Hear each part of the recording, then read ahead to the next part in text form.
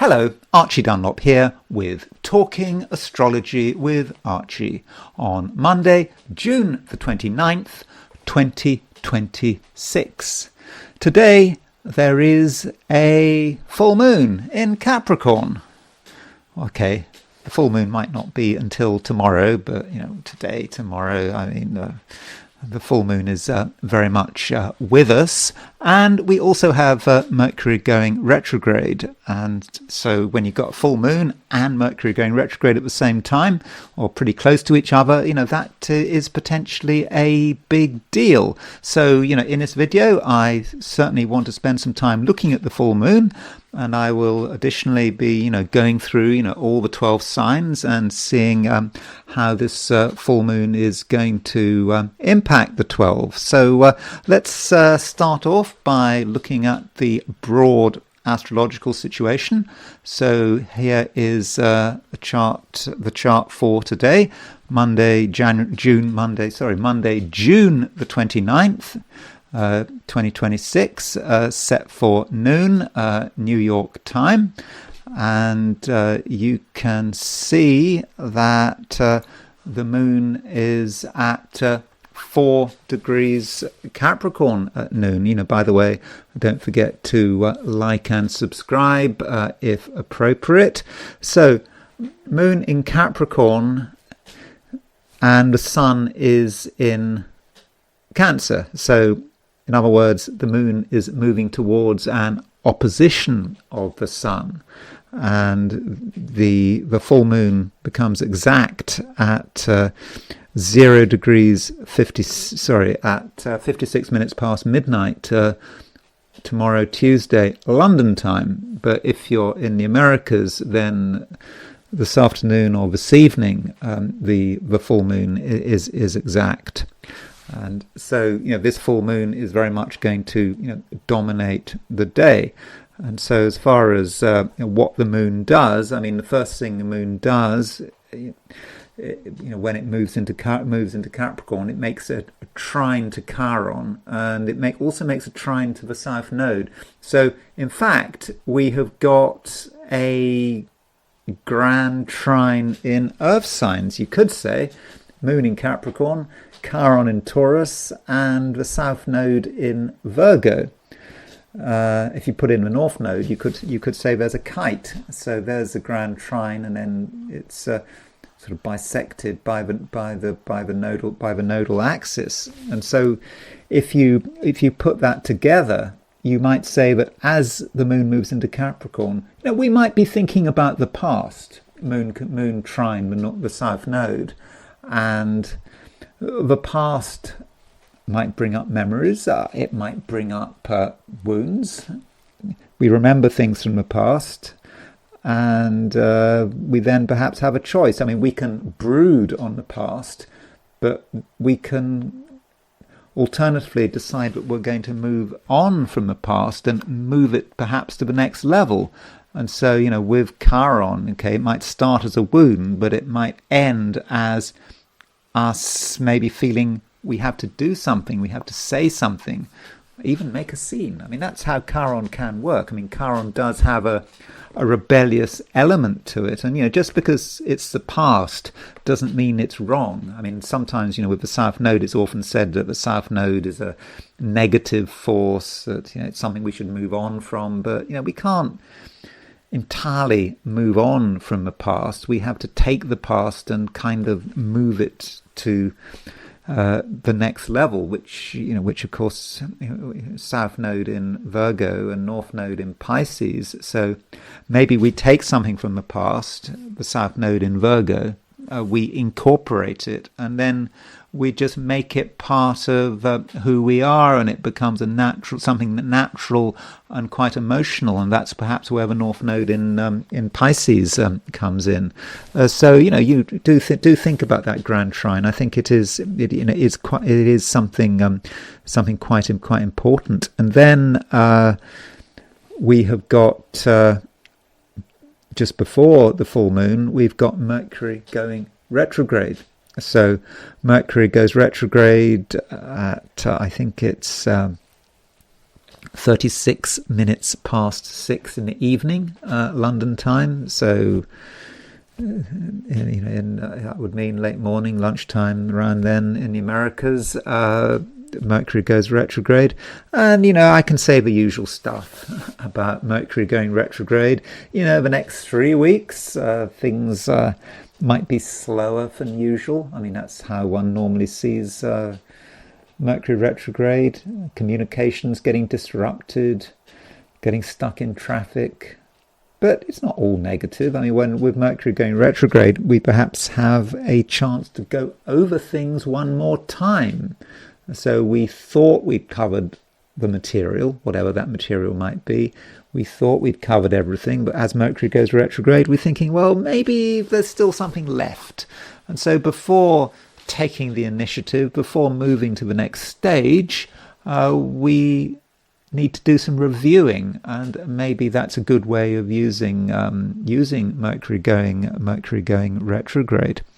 But of course, the main event today, or perhaps tomorrow, depending on the time zone, is the full moon. And what I want to do in a moment is really go into this full moon in some detail. But first of all, let's just quickly look at the chart for today, but set for Sydney, Australia, because I know some people watching this video are in Australia and New Zealand, and the time zone in Australia and New Zealand and East Asia is really very different than the United States. And so here is the chart set for Sydney, Australia at noon on the 29th, and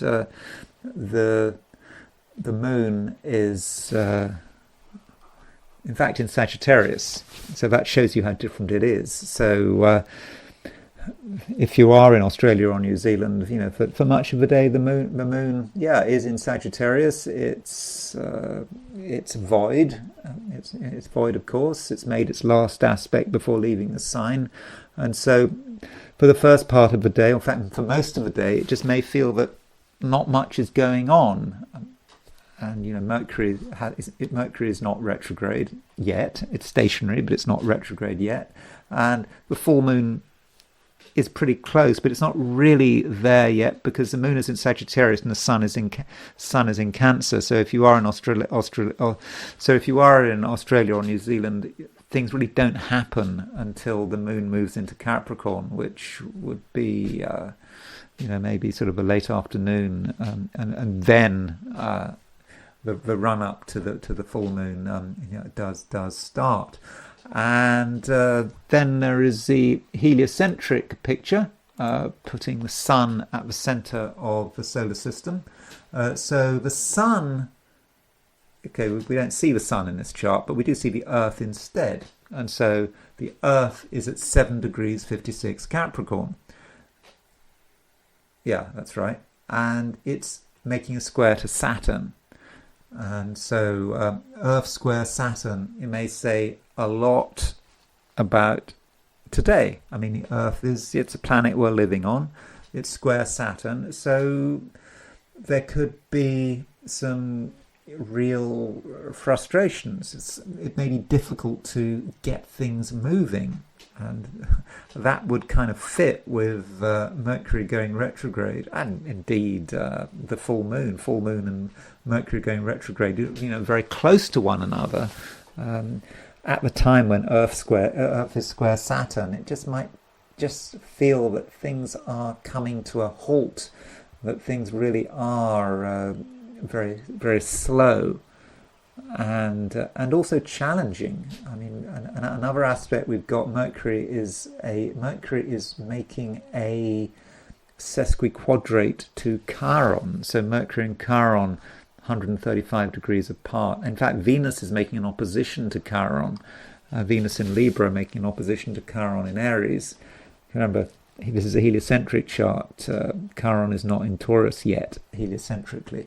And so with these Mercury and Venus aspecting Chiron, there's a pressure to do things differently, to express ourselves, maybe to express our anger and our irritation.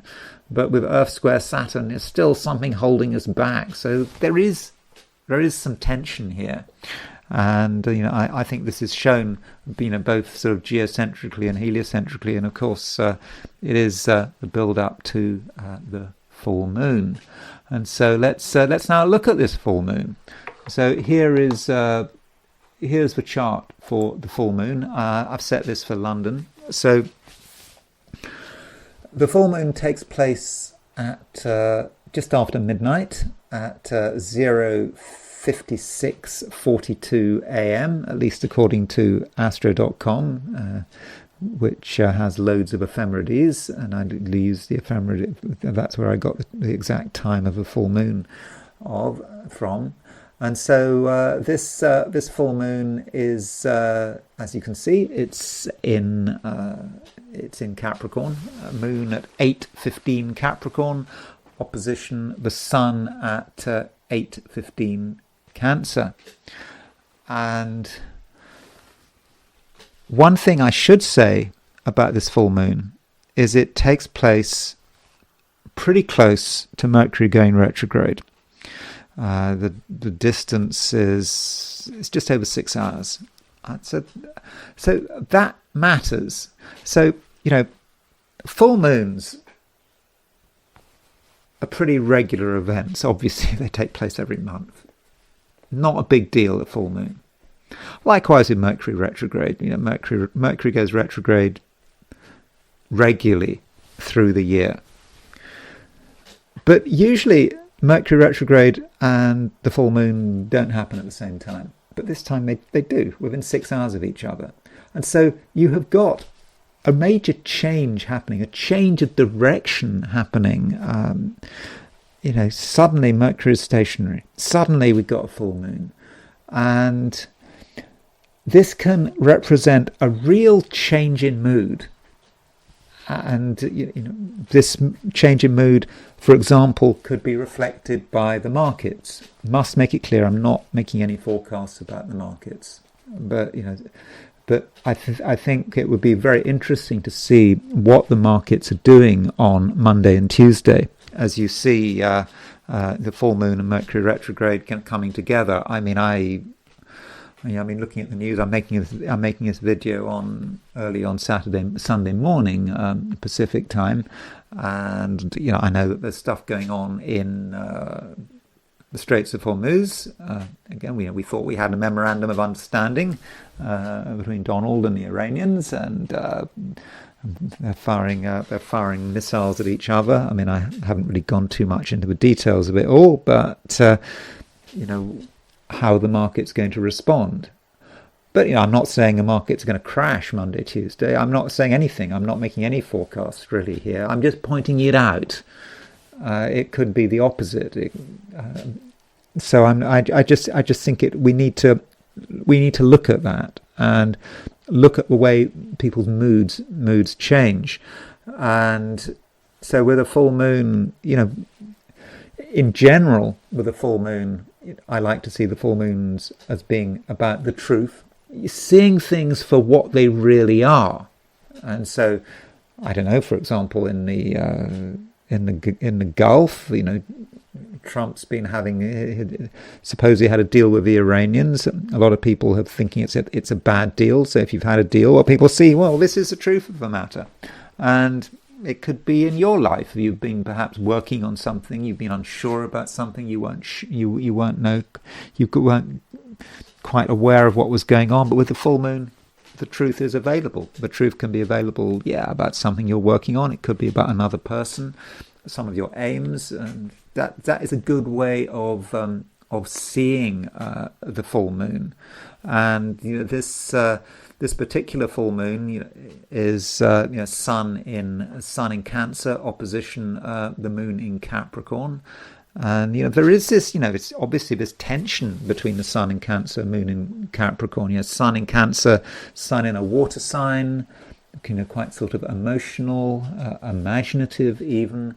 But the moon in Capricorn is maybe thinking, oh, hold on, you don't want to get too emotional about this. What is the actual reality of the situation? The moon in Capricorn can be quite tough. I know that the moon is in its detriment in Capricorn. It has a certain unpleasant reputation, a moon in Capricorn, but moon in Capricorn has a role to play, and it can perhaps force us to just look at the facts, get real. Yes, look after our own interests. Don't be naive. We all have to look after our own interests, and maybe that's one way in which this full moon is operating. So, looking at this full moon in sort of more detail, this full moon is kind of square Saturn and Neptune. So the moon is 4 degrees off Neptune. The sun and the moon are 4 degrees off Neptune. We've got the Saturn and Neptune are currently 10 degrees apart. So the Saturn-Neptune midpoint is at approximately 9 degrees 15, something like that. 9 degrees 15 Aries, something about it's. So the full moon is relatively close. So the Saturn and Neptune are kind of on the sun. The Saturn-Neptune midpoint is pretty close to the Sun-Moon midpoint. I mean, I think it looks as if it's just over a degree. Have I got that right? Yeah, just over a degree's difference, and I think that is relevant. And so there is a Saturn-Neptune feel to this full moon. And when you're thinking about Saturn-Neptune, there is a nervousness to these two planets together. They're not quite sure, how to respond. Neptune wants to become part of something larger than itself. Wants to transcend, but Saturn is saying, is that really the right thing to do? Is that really safe? And we're thinking about all the things perhaps that could go wrong. And it's not just us; it's just everyone. So I think it is a nervous full moon, and the Saturn-Neptune energy is really pretty strong. And of course, Saturn and Neptune are in 10 degrees apart. That is actually a micro aspect, 10 degrees. It's not a conjunction. You could argue it's not a conjunction. It's actually close to, let's get this right. Saturn is applying to a square on the ninth harmonic, if you're interested. The ninth harmonic is quite a transcendent harmonic. And so, have I got that right? 10th? Yeah, I think that's right. Because the ninth harmonic is about nineness, and so if you take 40 degrees is a novile. So 40 degrees is a conjunction on the ninth harmonic. So 10 degrees is a square on the ninth harmonic. So with Saturn and Neptune applying to that 10 degree aspect, we are perhaps struggling to transcend, but it's really hard work. It really is hard work. I mean, let me just show you the ninth harmonic of this full moon. So what I'm going to do is I'm going to just take this chart, and I'm going to multiply everything by 9. I'm converting a planet to absolute longitude, multiplying by 9, and converting back to signs. And so if I do that, there is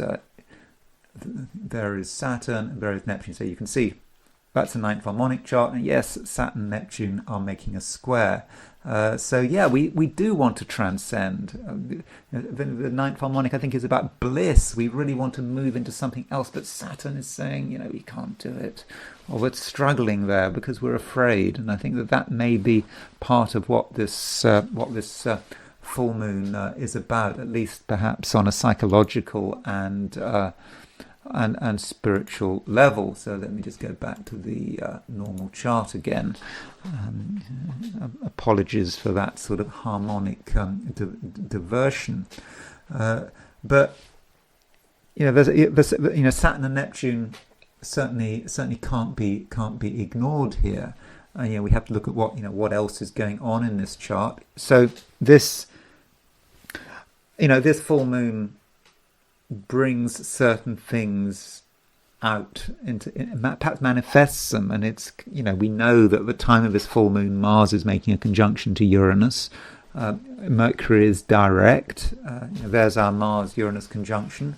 And so it's quite a chaotic picture, and we know that astrologically a huge amount is going on, because just a week after the full moon, less than a week after the full moon, we've got this Mars conjunct Uranus, and so we are seeing the truth of the matter, and I think that is what it's all about. People have been trying to do things, and the truth of the matter may relate to warfare with Mars conjunct Uranus. How are things really going on in Iran? How did that war really fare? Was that an American victory? Was it really? Of course, everyone is now saying that Trump kind of lost ground, but we shouldn't make assumptions. But the truth is certainly available, as in the Ukraine, the war in Ukraine. People are saying all sorts of things about that war, but what's really going on? What's really going on? On the front lines, who's winning, who's losing? So these are full moon kind of questions, and it's a good idea to do a more detailed look at this full moon, and to look at it from the perspective of the 90-degree dial. And so let's look at the 90-degree dial for the full moon. And so on the 90-degree dial, remember, conjunctions, oppositions, squares are all shown as conjunctions. And so there is our full moon. So we will put the full moon on the pointer. So the question is, so what midpoints is the full moon on? Now, what I find interesting is there are a lot of midpoints involving the Aries point. So in Uranian astrology, one treats the Aries point, not like a planet, but it's like the ascendant or the node. It's a valid point to use in the chart, and the Aries point represents the world at large.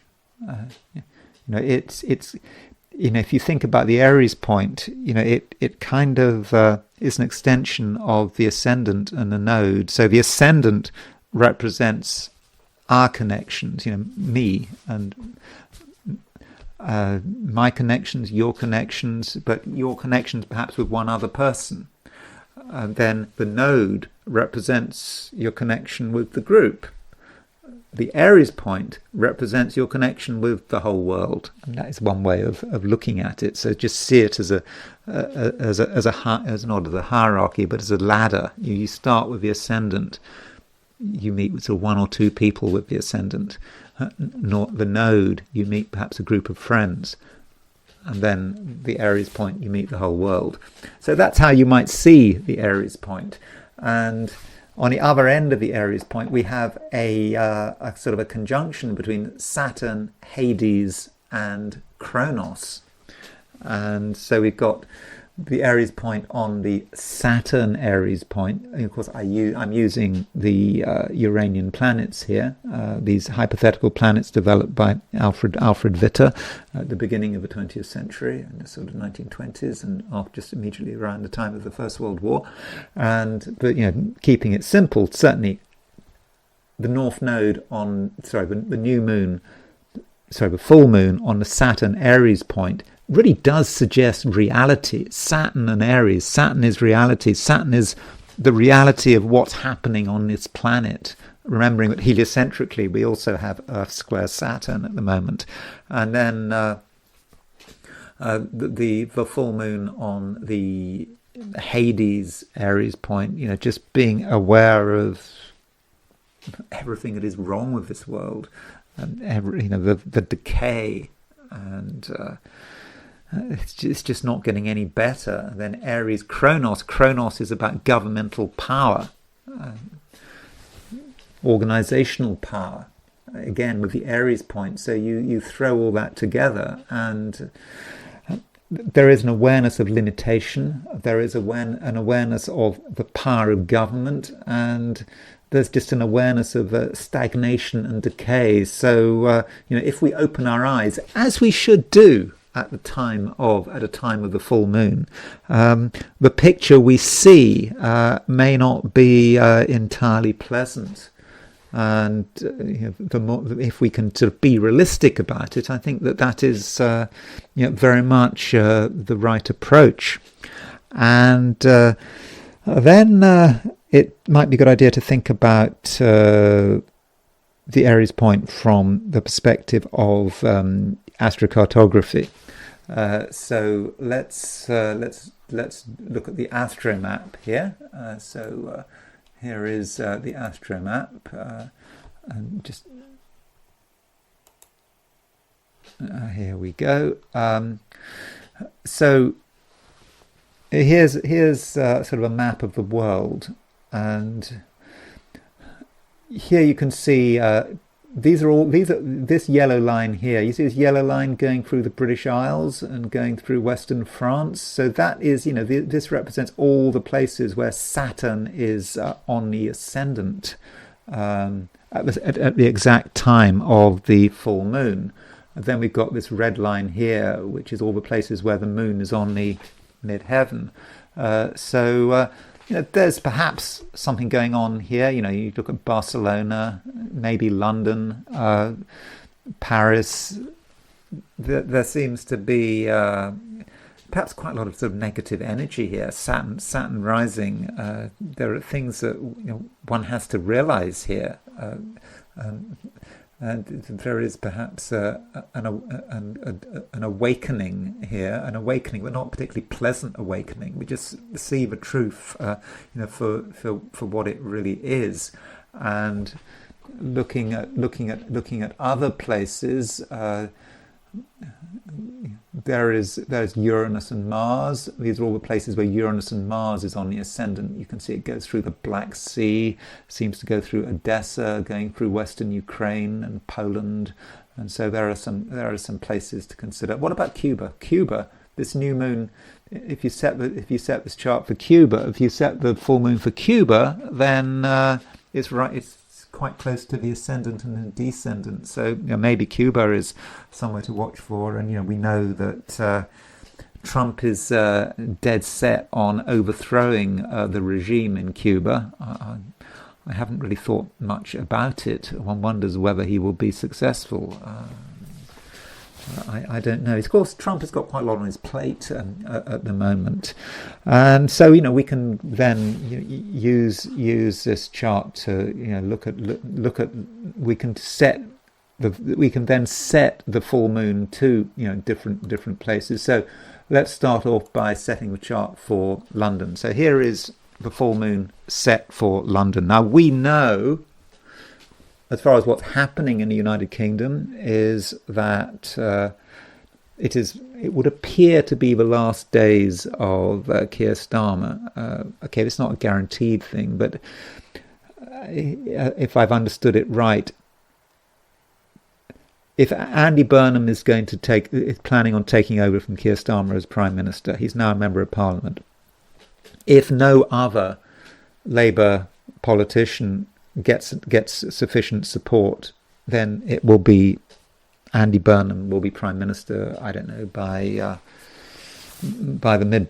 mid-late July, and so very much in the scope of this full moon. And so you can see that set for London, you've got Saturn rising, and you've got Moon on the midheaven, you've got the Sun on the IC. So it's quite a serious chart for London. And of course, London is the capital of the UK. Okay, this is Westminster, the sort of government district of London, and so it's heavy times. And given we already know that there's about to be a new Prime Minister, it's not an easy transition, though, is it? With Saturn rising, and looking at somewhere close to London. Here's a chart for Paris. So set the chart for Paris.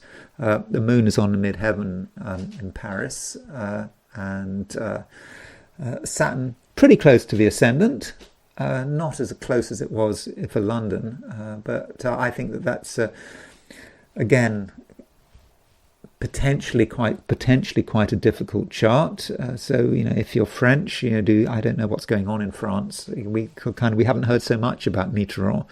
I know that people were talking about Mitterrand and his and the slap. Because that slap when his wife hit him or appeared to slap him in Vietnam, was that last year? And there's some book that got published suggesting that Mitterrand was having a conversation with another woman, or don't know. Maybe I'll look at that. Maybe I should. That's something I can do. But I shouldn't think it's anything as trivial as that. But yeah, if you are French, you might have some insights into how the full moon chart might be working out, at least in a political sense. And here's a chart set for Barcelona. So if you set the chart for Barcelona, again, you've got Saturn rising and you've got the moon on the midheaven. So sort of Western Europe has this Saturn rising, moon on the midheaven, with its Paris, London, Barcelona, maybe the Balearic Islands. Just things perhaps do seem to be a bit difficult here. Going further east, here's a chart for Kiev. So if you set the chart for Kiev, you see that Pluto is on the midheaven and Uranus is quite close to the ascendant. So Pluto on the midheaven. In fact, if you set the chart for Kiev, you see at 5 degrees 24, you have the degree of Zelensky's sun is on the midheaven. Let me just show you that. Let's look at his. So here is. So here's Zelensky's horoscope. So if we just do a bi-wheel and we put the full moon and we put Vladimir Zelensky's horoscope on the outer wheel. So you can see Zelensky's sun is at 5 degrees. Zelensky's sun is at 5 degrees 7 Aquarius, and going back to the full moon. We'll set this one for Kiev. You see, it's pretty close. The midheaven on that full moon chart is 5 degrees 24 Aquarius. Plus, you've got Uranus quite close to the ascendant. I know I have to mention this stuff, but there's so much going on in Ukraine anyway. But are we going to be able to really sort of differentiate here what's going on? I always kind of say the same thing. Is it going to affect the government, and the government stays the same? Zelensky stays in power, but I somehow think that this full moon is of relevance to Ukraine, not just because not just because of its link with Zelensky and the fact that Pluto is on the midheaven when you set the chart for Kiev. It's also because of Ukraine's chart as well. So here is the horoscope of Ukraine. So this is the moment Ukraine declared its independence in August 24th, 1991. And if I got the time right, the ascendant is at 8:42 Capricorn. So this full moon is right across Ukraine's ascendant, and Ukraine has Uranus rising as well. So I think this full moon, I'm expecting it to have a quite major impact on Ukraine and perhaps on the president. And I'm just wary of saying what kind of impact. I don't really want to kind of repeat my views on Ukraine, but I'm just saying, when you're dealing with a full moon, you are seeing the truth of the matter. How are things really going in Ukraine? How are things really going for the Ukrainian armed forces? How are things on the front line? Are they holding on to the Donbass? These towns in western Donbass. Kramatorsk and Slavyansk, and the other one, I can't pronounce it. Konstantienko. I'm sorry, it's a long word. Konstantievka. I'm sure you know it better than me, but that last town is apparently about to fall to the Russians, and so you need to. You need to look at what is going on there, because maybe the truth perhaps is about to be revealed. And when you've got this full moon, it seems to be quite a dangerous influence there. And what else? Bangladesh. Again, Bangladesh is a country that I don't know much about. I've never been to Bangladesh. But here is a chart for a chart for Bangladesh, and Bangladesh has its Mars at 8 degrees Capricorn. This is a chart for Bangladesh's independence. So this full moon is on Bangladesh's Mars. And I know there was, the government was overthrown a couple of years back, and it may just represent a certain amount of instability. And so, if you are in Bangladesh, you might want to think, what might it mean for this full moon to be across Bangladesh, but across your country's Mars. It might stir things up. Mars could be the armed forces. It just could be a discontent. So that's something to look at. And we shouldn't forget my own country, which is, of course, England. This is a 1066 chart set for Christmas Day, noon, when William I was crowned. William the Conqueror was crowned. I think it's a primal chart for. I know there are later charts, but I think it is an important chart. It says December the 31st, but that's the Gregorian date. If you convert Gregorian back to Julian, it is Christmas Day. And the thing about this chart is that if you set the chart for midday, you have the sun at 9 degrees Capricorn and the midheaven at 8 degrees Capricorn. I don't know how accurate that is, but certainly this full moon is on England's sun, and England by extension the British Isles, the United Kingdom. And so full moon on the sun and the full moon on the midheaven as well. So I think this full moon could be quite a big deal for Britain, made a major change, and given what we know about the full moon in general, if we as I've already looked at it, remember that full moon has, at the time of that full moon, Saturn is on the ascendant in Westminster in London, and the full moon itself is on the midheaven. So that is the United Kingdom. I think could be really hit by this full moon. I know that there's if over the next month Andy Burnham becomes Prime Minister, there may be some jubilation in some quarters, but it's a kind of a difficult start to his premiership.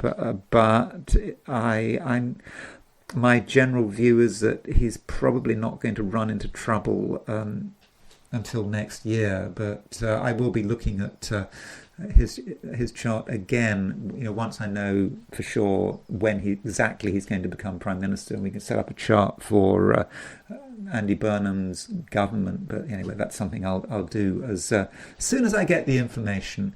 So now I want to turn to the 12 signs. So these are my forecasts for the 12 signs for today, which is Monday, June the 29th, 2026. Aries, as you are probably aware, it is a time of change. This is what I was talking about at the beginning of the video, and it really is quite a lot going on.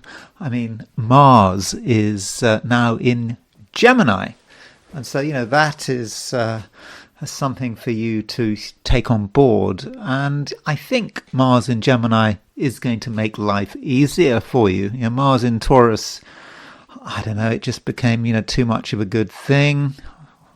Good thing? Not really. I mean, Mars in Taurus at the end, it was just getting a bit too stuck, a bit too stubborn, and it might have been just difficult to get things done. And now that Mars is in Gemini, Mars in an air sign, Aries, well, that just gives you more variety. You're starting to become aware of sort of more possibilities, and perhaps Mars in Gemini is piquing your curiosity. You're starting to see what is available. Some Arians might now want to put their energy into, I don't know, learning something new, or discovering something, or maybe just reading a book. I mean, there's nothing wrong with reading a book. I mean, some people still read, don't they? So that is looking good, and yes, it is looking exciting. Remembering that Mars is moving towards a conjunction of Uranus, but this is a fairly long-term trend. I mean, it's not a trend that's just about a day. I mean, Mars does stay in Gemini for 6 weeks or so, and there are other things going on. For example, we've got a build-up to a full moon. This full moon is important to you. I mean, it's a Capricorn full moon in cardinal signs. Cancer, it means you've got your moon in Capricorn, opposition the sun in Cancer. And as far as what this full moon is about, I mean, part of the full moon is about you recognizing, what you want to do, how you want to assert yourself, how you want to move forward with your plans. And this full moon, could be relevant to your career, and so you might have an idea about sort of where you want to go.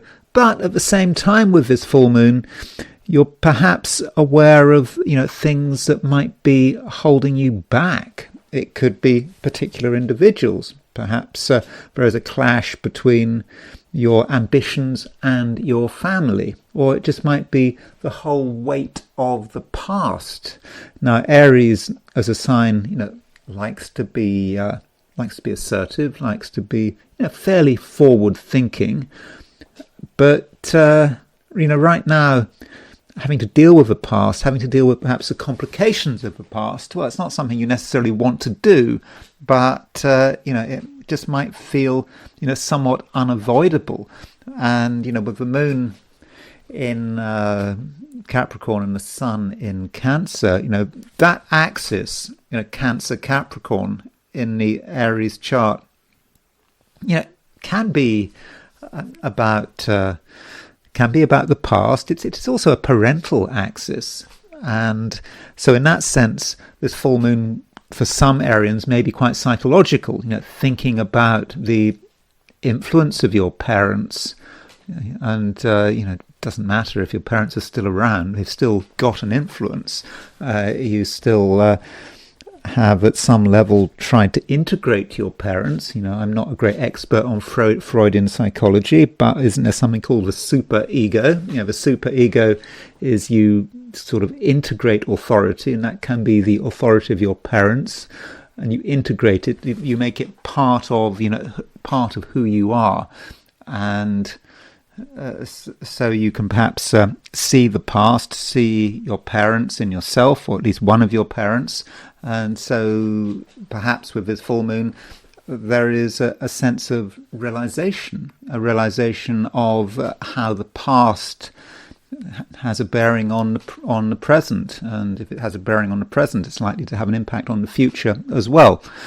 So this full moon, from a psychological perspective, could be important, and while it may not be 100% easy, I think it might well be enlightening. But to get back to reality, or at least the material world, with the moon in Capricorn, it is a time to be thinking about your needs and your particular path. What is important to you, and how you want to achieve your ambitions, and Those ambitions can take many forms. It needn't just be about work and career. It could be just something else. Whatever is important to you.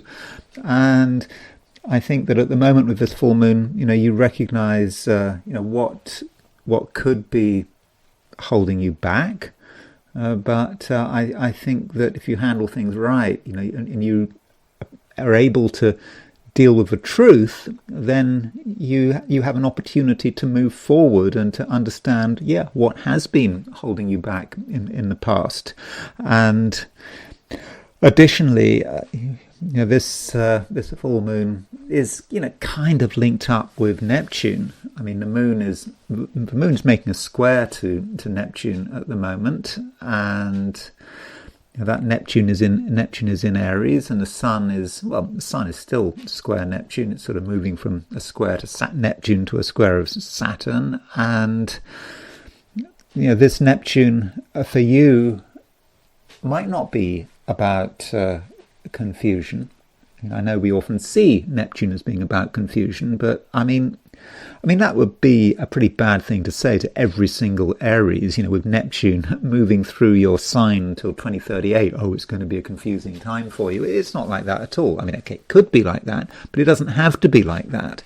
And I think that Neptune is just a sort of a collective pointer, and perhaps for you to be aware that you have a particular role, and with Neptune in Aries, that role may be connected with leadership, and I would encourage you to see it like that, and that might be the place the cosmos has for you, and indeed that could be a way of dealing with the full moon, because this full moon, it's kind of linked up with the Saturn-Neptune conjunction. So it's, in fact, this full moon is, it's fairly close to the Saturn-Neptune midpoint. I mean, it's close enough, and so Saturn and Neptune is about, it's perhaps about negotiating something, perhaps being afraid in the first instance of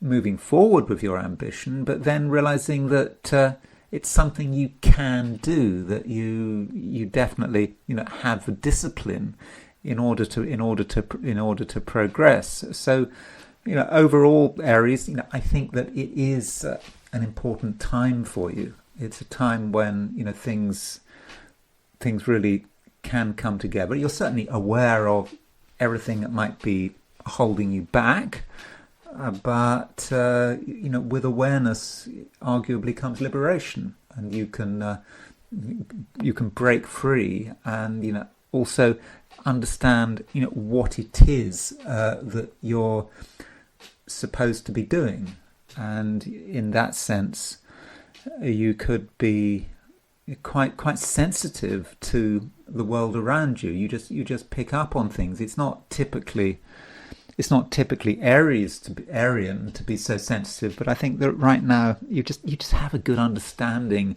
of the way people are feeling and what their motivations are, and I think that you can really create a coherent path for yourself, provided you just have some self-awareness, and I think that is important. And you don't run away from the truth. I think the truth is kind of staring you in the face, and if you accept the truth, you're aware of what might have been holding you back in the past. Then I think with self-honesty can be real progress. Taurus. The moon is changing sign, so it was in Sagittarius, and now it's moving into Capricorn, moving into an earth sign. I mean, this sign change takes place in the Americas, in the middle of the night, really. If you're in Europe, in the morning, 8:18 a.m. London time, 9:18 a.m. In sort of most of Western Europe. A bit later if you're in Australia or New Zealand, but with the moon moving into Capricorn out of Sagittarius, I do think that things are just a bit easier. I think, while the moon has been moving through Sagittarius, things might at times have seemed a little bit difficult. There were complications to have to deal with, and you were just not really ready to take the next step. You perhaps thought it was best to just stay where you were and just kind of watch things and feel things. But now that the moon is moving into Capricorn, you're starting to become aware perhaps of new possibilities, and also you might realize that you can be an individual, because what's happening is that the moon, as it moves into Capricorn, it makes a trine to Chiron. So that gives you a reminder that Chiron is now in your sign. And it's easy to forget that this has happened, that you have had this recent sign change with Chiron moving out of Aries into your sign.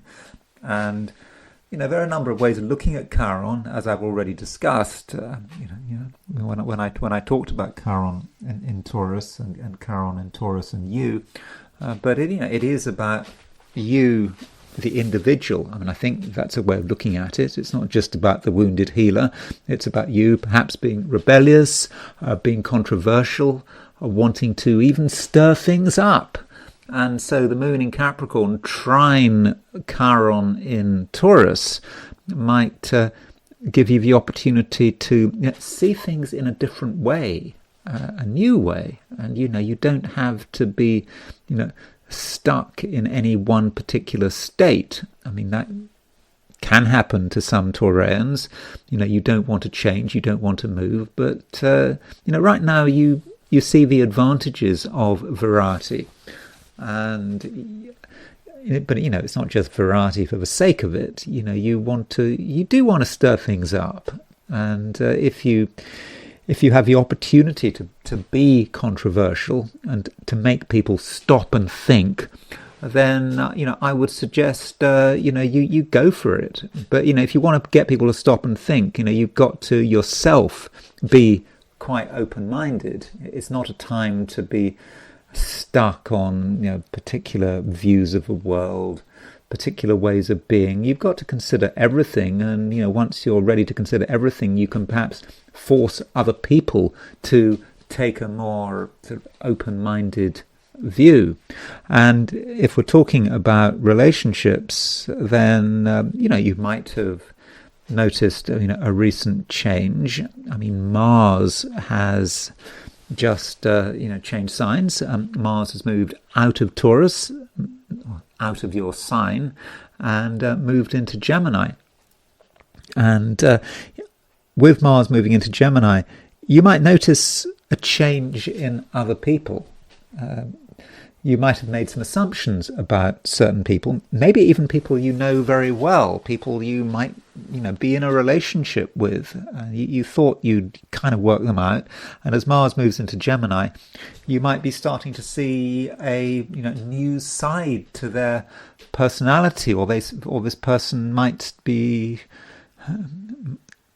just interested in something else, or they might be talking more than usual, and they might even be more agitated as well, because Mars is moving towards a conjunction of Uranus.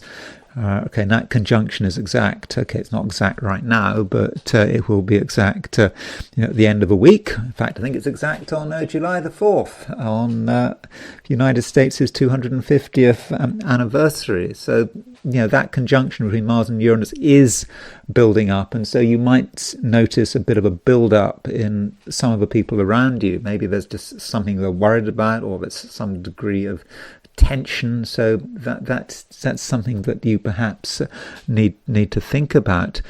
Now, one thing we have today, or might be tomorrow, kind of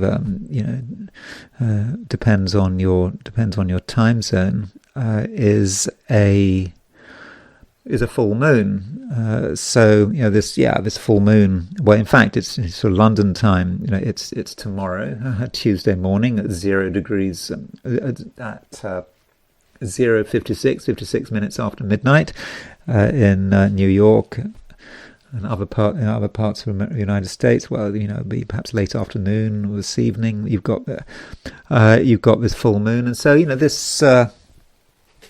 this full moon, really is encouraging you, Taurus, to look beyond things. I mean, what you've got with full moon, you've got the moon in Capricorn opposition the sun in Cancer, and so you might say that in this situation, the sun in Cancer represents things which things which you're familiar with, or at least things which you have become familiar with. You're happy with them right now. You don't see any great need for change. I mean, if something is working, why fix it? And when we're talking about things that are working, it might be ideas as well. So if you have developed a particular view of the world, then you might be happy with it. Why change your opinion? It just makes things more complicated. But the moon in Capricorn, opposition the sun in Cancer, might be challenging you. It might be challenging you, Taurus, to look beyond some of your fundamental beliefs and to open your eyes and just see what is happening in the world, see what is going on, and perhaps compare that with some of your beliefs. And this full moon might create a situation where something you believe in very strongly is challenged. It doesn't entirely make sense. And now you could just ignore the challenge and just carry on as before. It happens. We see something which conflicts with a long-standing view, and we just want to close our eyes. But I'm not convinced that is the right approach. I think that if something doesn't make sense, if you have a realization, then I do think you need to know what's going on. I think you need to ask questions of yourself, and it just might be that some of your opinions, need to be shifted. And it might well go back to the fact that Chiron has just gone into Taurus as well, because Chiron does shake things up, with this moon in Capricorn trine Chiron. So it's not just about disturbing other people, forcing people to think. It might actually say something about yourself. And so Chiron could be about you accepting that you haven't got all the answers, and that you need to take on board a new situation. And once you take on board a new situation and new ideas, then some of your fundamental beliefs might start to change. And I think probably that is quite a good thing. But I'm not saying that today, Taurus, is all about just shaking yourself up, having to change your ideas. There is a constant throughout the day. There is something you want, something something you do believe in, which you are right to believe in, and it's something you just want to get hold of, and you don't want to stop. And Taurus, I think you can be very persistent, and because of your persistence, you may be able to get your way, maybe even against the odds. And if you are able to get your way today, it is because you just carry on. You refuse to be distracted, and so that is good. But you shouldn't be so focused on yourself and your beliefs that you close your eyes to other things. You close your eyes to the evidence. Sometimes, as the evidence develops, you start to see things in a different way. And so, a change of mind can sometimes be very healthy. Gemini. I mentioned when I did your horoscope for the weekend that Mars is moving into your sign, and the question is, is that a good thing? Now, I was looking at the comments, and someone asked. I think I was asked the question. Is Mars in Gemini good? Well, it kind of all depends, doesn't it? And of course, there I'm talking about Mars in a natal, I believe in a natal horoscope. What about Mars? Mars moving into your sign, whether it's your sun sign or your ascendant sign. Is that good? Well, I think it probably is. I mean, it's arguably better for Mars in Taurus. Mars in Taurus, while Mars was in Taurus, the last 6 weeks, it might have just felt that maybe you were holding back on something, that you weren't fully able to apply yourself. And now that Mars is moving into Taurus, moving into Gemini, this is a time when you can really start moving, that you can start contemplating action. I mean, that makes sense, doesn't it? I mean, Mars is an action planet. So if Mars moves into Gemini, then the average Gemini should be, inspired by it and motivated as well. And perhaps that gives you the energy to see something through. And it might be a somewhat crazy energy. I mean, it's Mars in Gemini.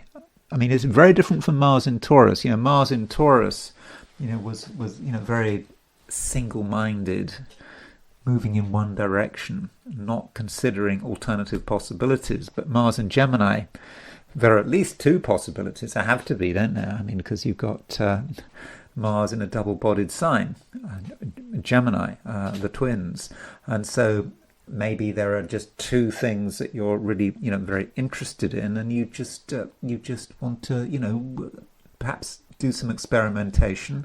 Putting your energy into two different things.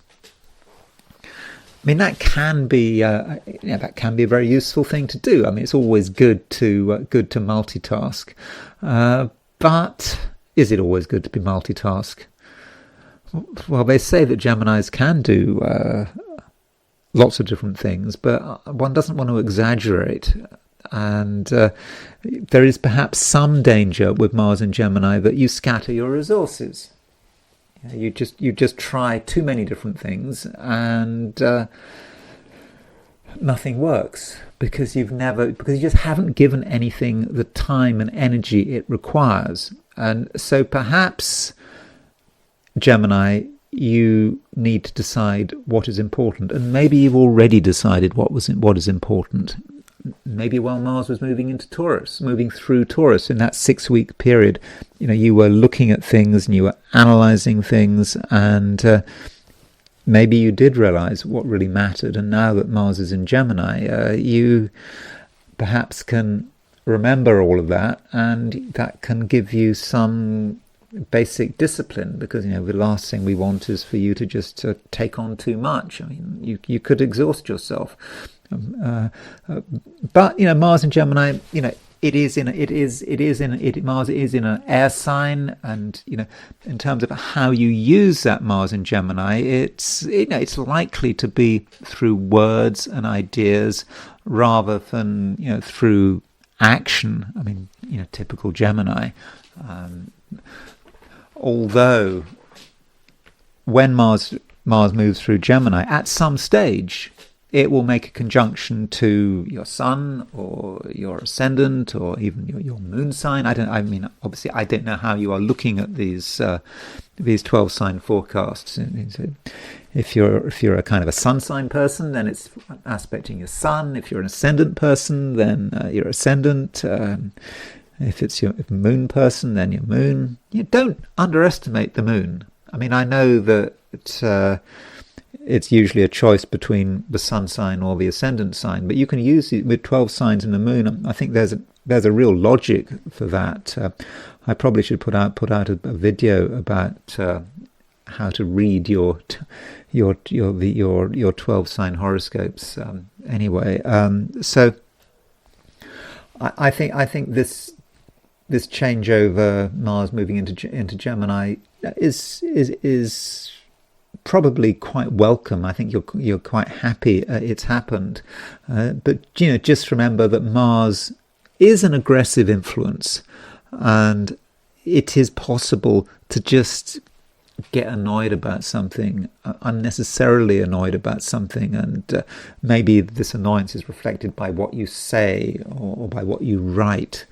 And that's obviously not something you want to do. And when we think about Gemini, we think of a certain lack of discipline as well, because we don't want to be constrained in Gemini. We just want to have we want to have that variety we associate with this sign.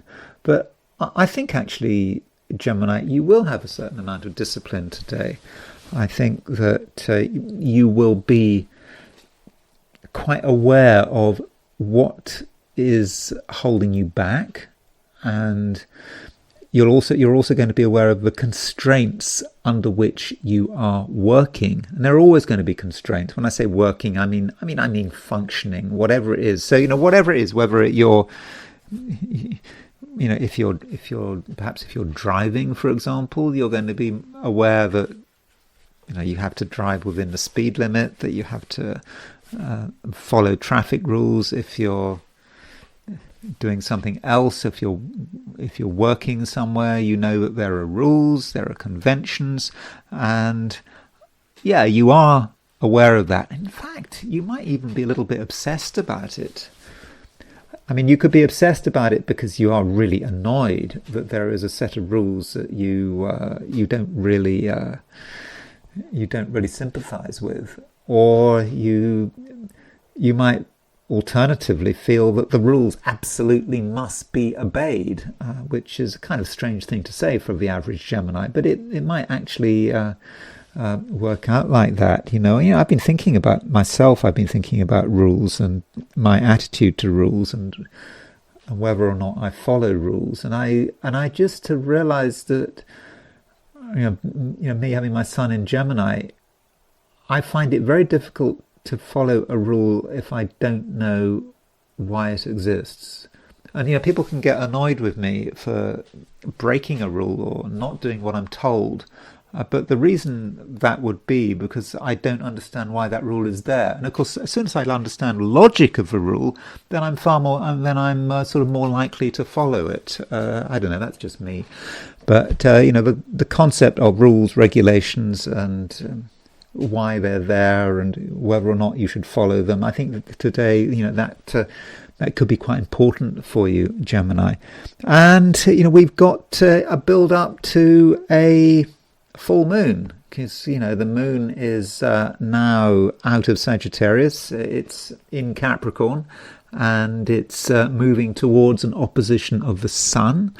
And this full moon is across the financial axis of your chart, and so we might say that this full moon is about you having some kind of realization about your finances, and it might not be entirely pleasant. Of course, it might be something you ignore. I mean, I'm not saying it needs to be unpleasant, but it just could be. I mean, if you haven't looked at your bank account for a long time, you haven't really thought about money, and it's been something you want to leave to other people, but then you really start to think, okay, what is the financial situation? And the full moon might show you the truth of the matter, and you perhaps see that things are just a little more complicated than you'd realized. Why would they be complicated? Well, perhaps it's all about asking questions or making inquiries, or it could be, going back to the rule idea, rules and regulations, you might have made an assumption about the way things are.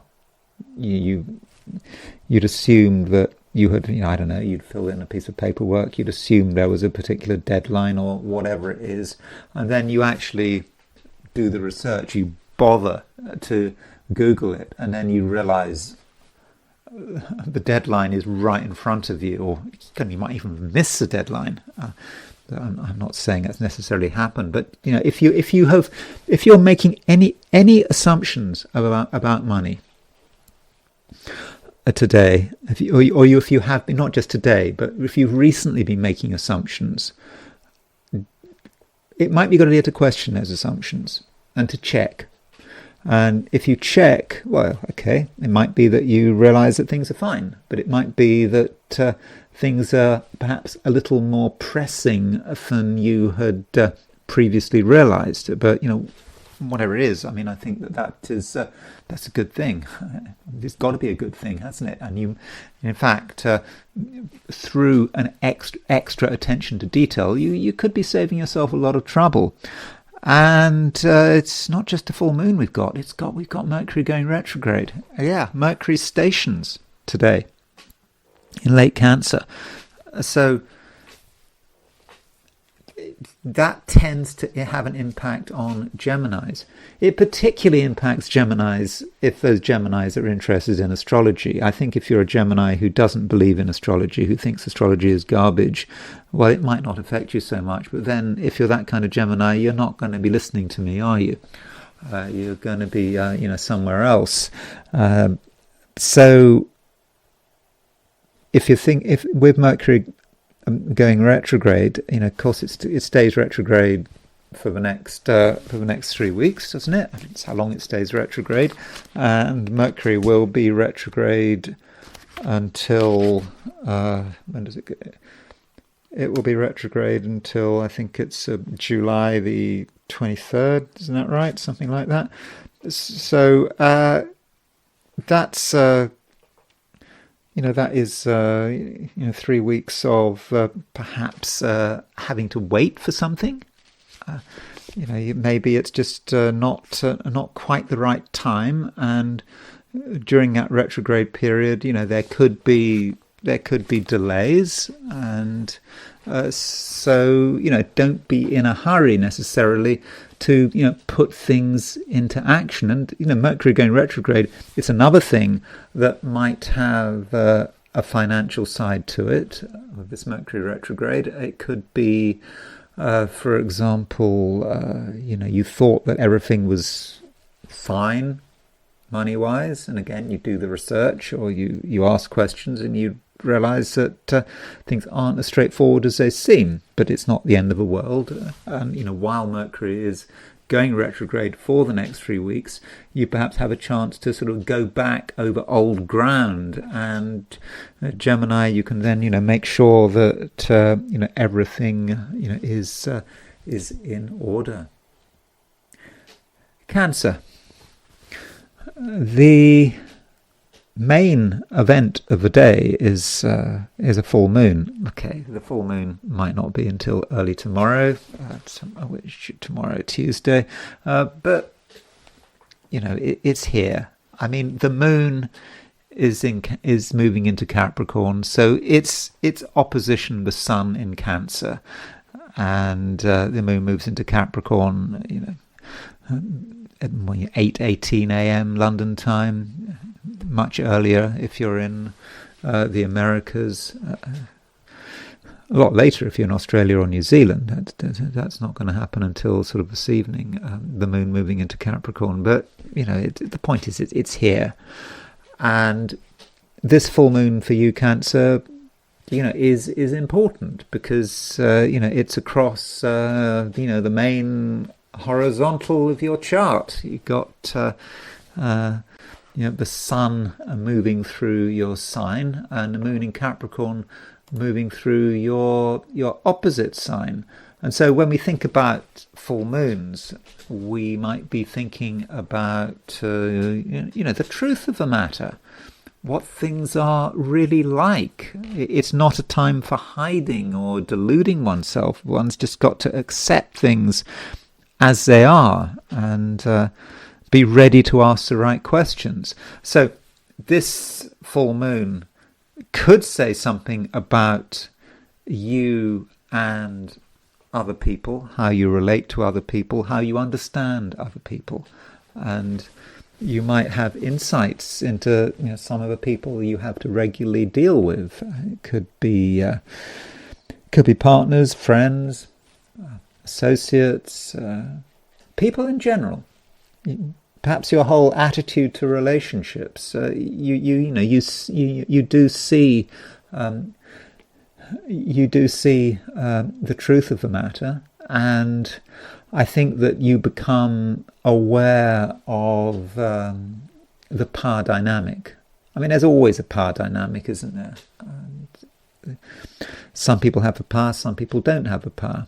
Powerful people can be powerful in particular relationships, but they can be fairly powerless in other relationships. And so this is something perhaps that you're asking yourself.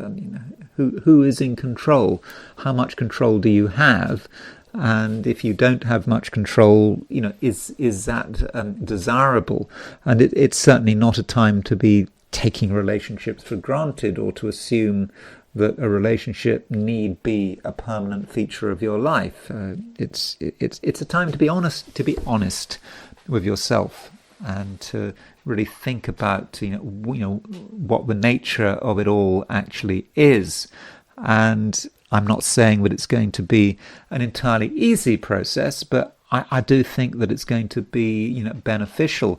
Now, this full moon is square Saturn and Neptune.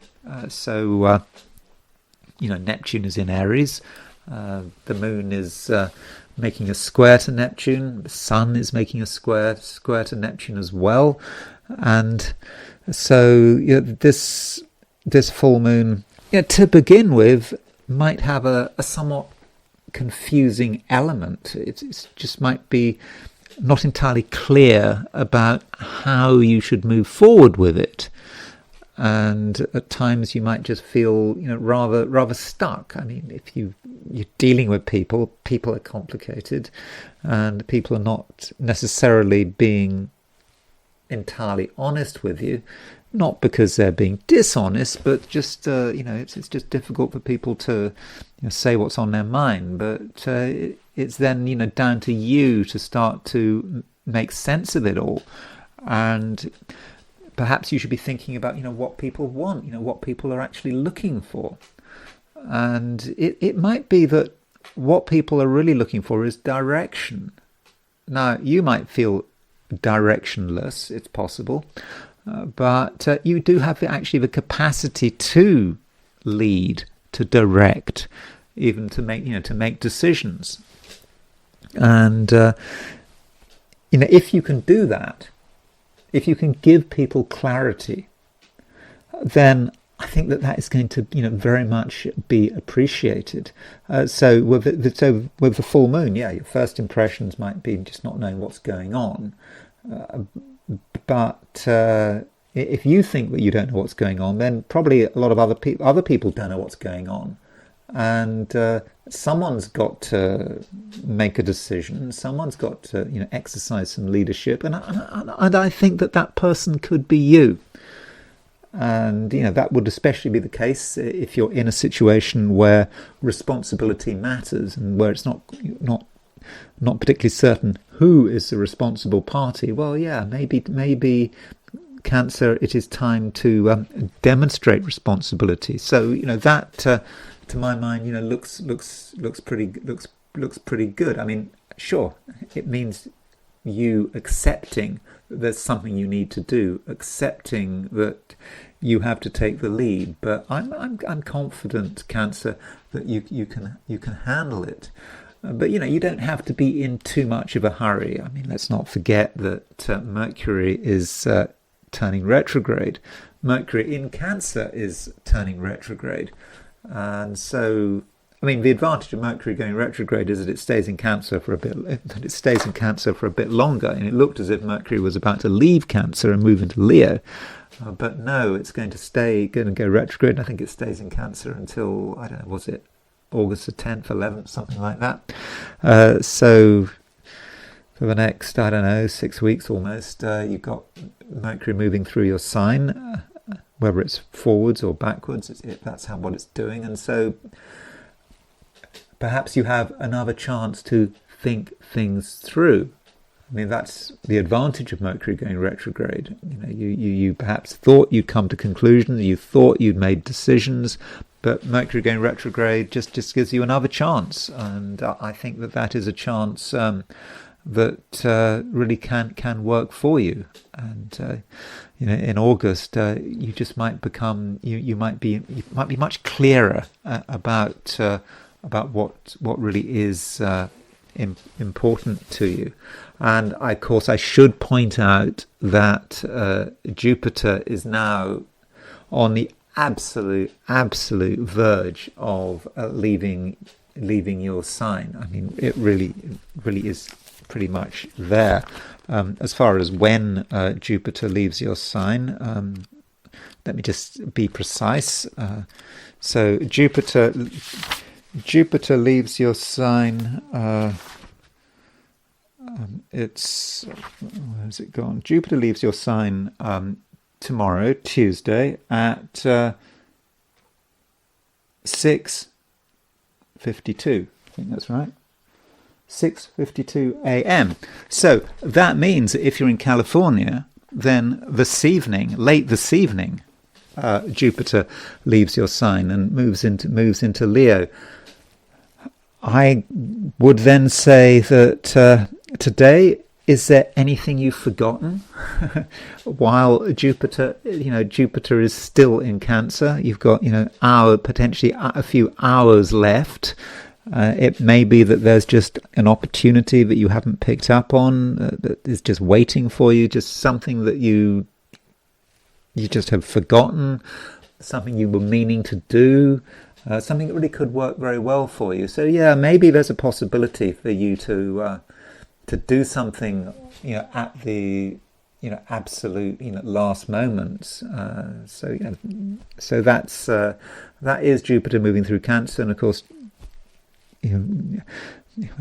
when Jupiter is in Leo, things will change. I mean, it will be a bit sad when Jupiter's in Leo, because Jupiter was in your sign. Jupiter's a very fortunate planet. It's exalted in Cancer, but Jupiter in Leo will bring other opportunities and other advantages, which hopefully I'll be talking about tomorrow when I do your reading for Tuesday. So yeah, maybe that's something to be looking forward to. I mean, what Jupiter in Leo? I mean, it's got to say something about money. But anyway, I'll talk about that when I do your horoscope for Tuesday.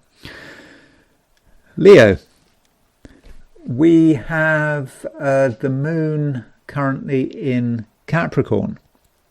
Just moved into Capricorn, and it's making an opposition to the sun, making an opposition to your ruler. And this opposition is by definition a full moon. I mean, that's what a full moon is. Moon opposition the sun. Now, as far as what this full moon is about for you, Leo, I think a part of it is going to be about just basic organization, just making sure that everything is in order. I mean, I know that's not really what you want to hear. It sounds a bit boring, but Moon is in Capricorn, and that's a way of looking at the moon. And at times, recently things have been a little bit chaotic. You weren't quite sure what was going on. You maybe got confused, and perhaps you were keeping things to yourself, and maybe your unconscious was creating its own brand of chaos. But the moon does want to bring order, and maybe when you have this full moon, or whether this full moon is late this evening or into tomorrow, I think the full moon gives you a realization of the state of things, and that is useful. When I say the state of things, it's it's amazing how much the sands can shift, things can move almost by themselves. Piles of garbage can just kind of appear from nowhere, and they just they develop and you don't see them, and then before you know it, you can't get out of the door. And so with this full moon, you see it all, and you can see what's wrong, you see what's been building up, and you might then feel that, well, you have to do something about it, especially as the moon is making a square to Neptune. Moon is making a square to Neptune, and that moon square Neptune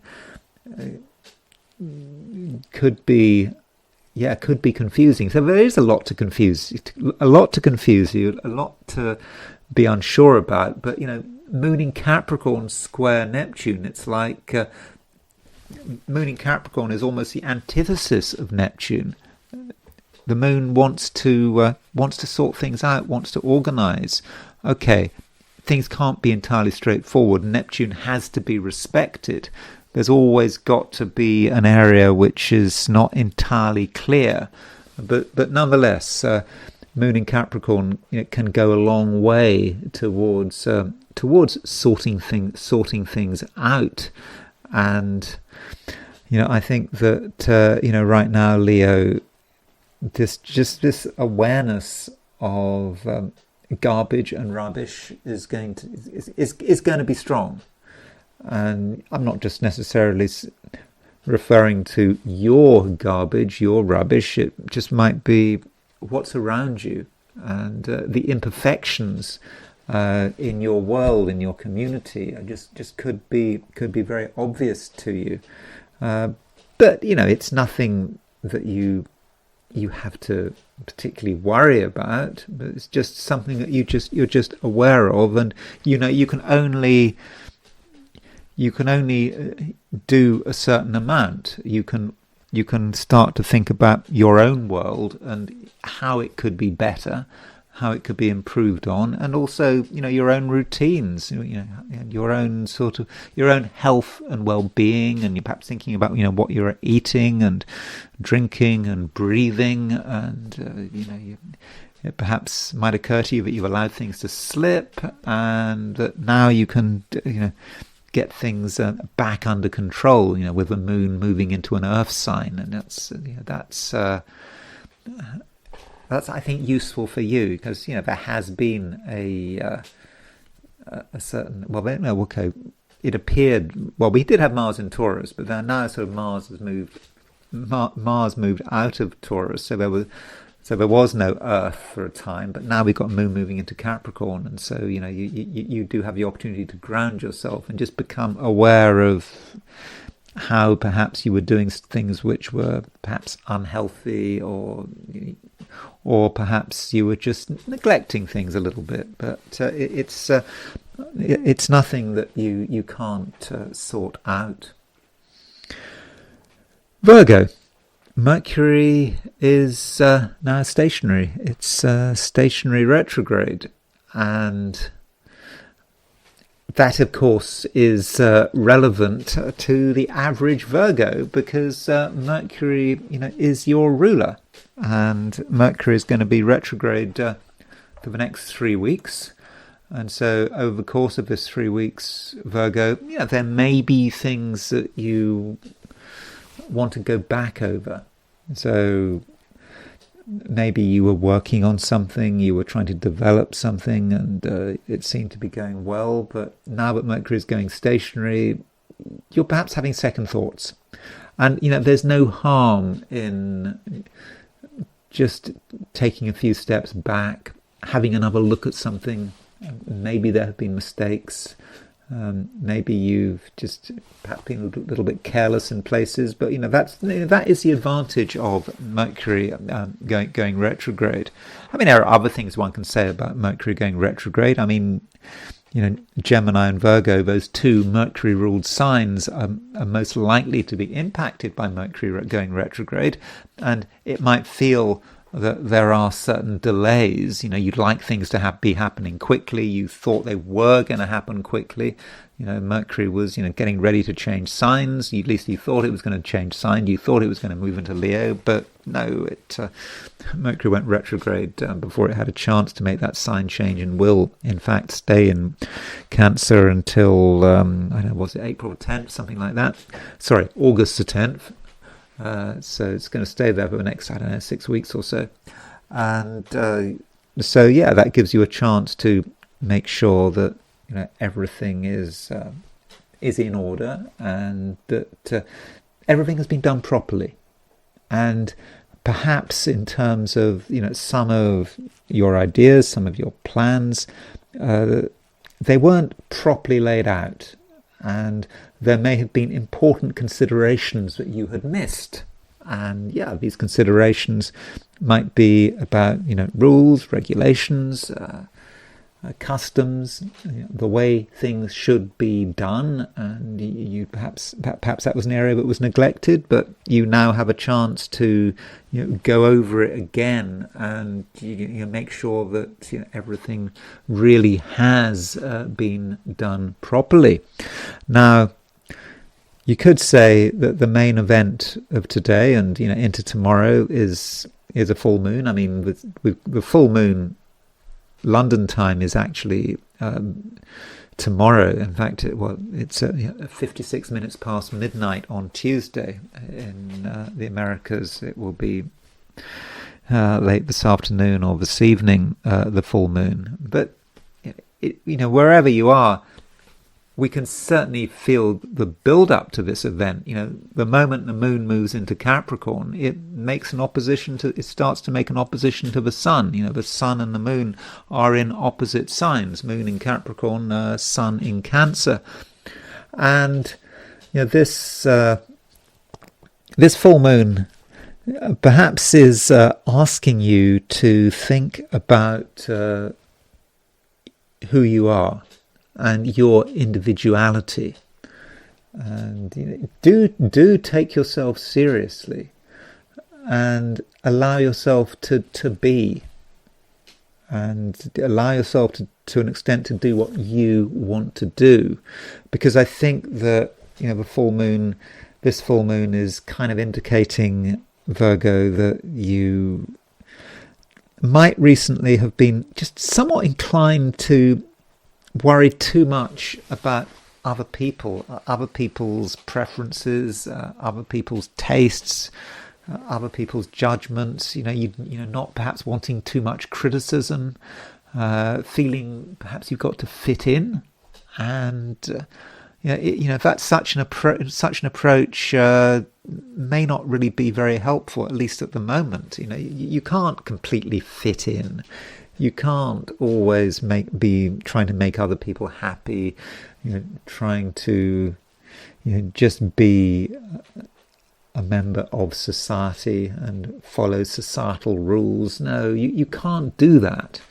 You can to some extent, but you've got to think about yourself. And I think that the challenge here with this full moon is to just do something which is you, without looking over your shoulder, without being self-conscious, just knowing that it is the right thing to do, and other people's opinion really, shouldn't matter.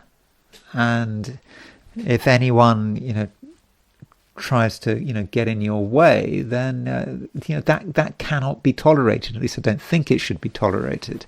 And so, just do what you enjoy, and it's not a time to be apologizing. Absolutely.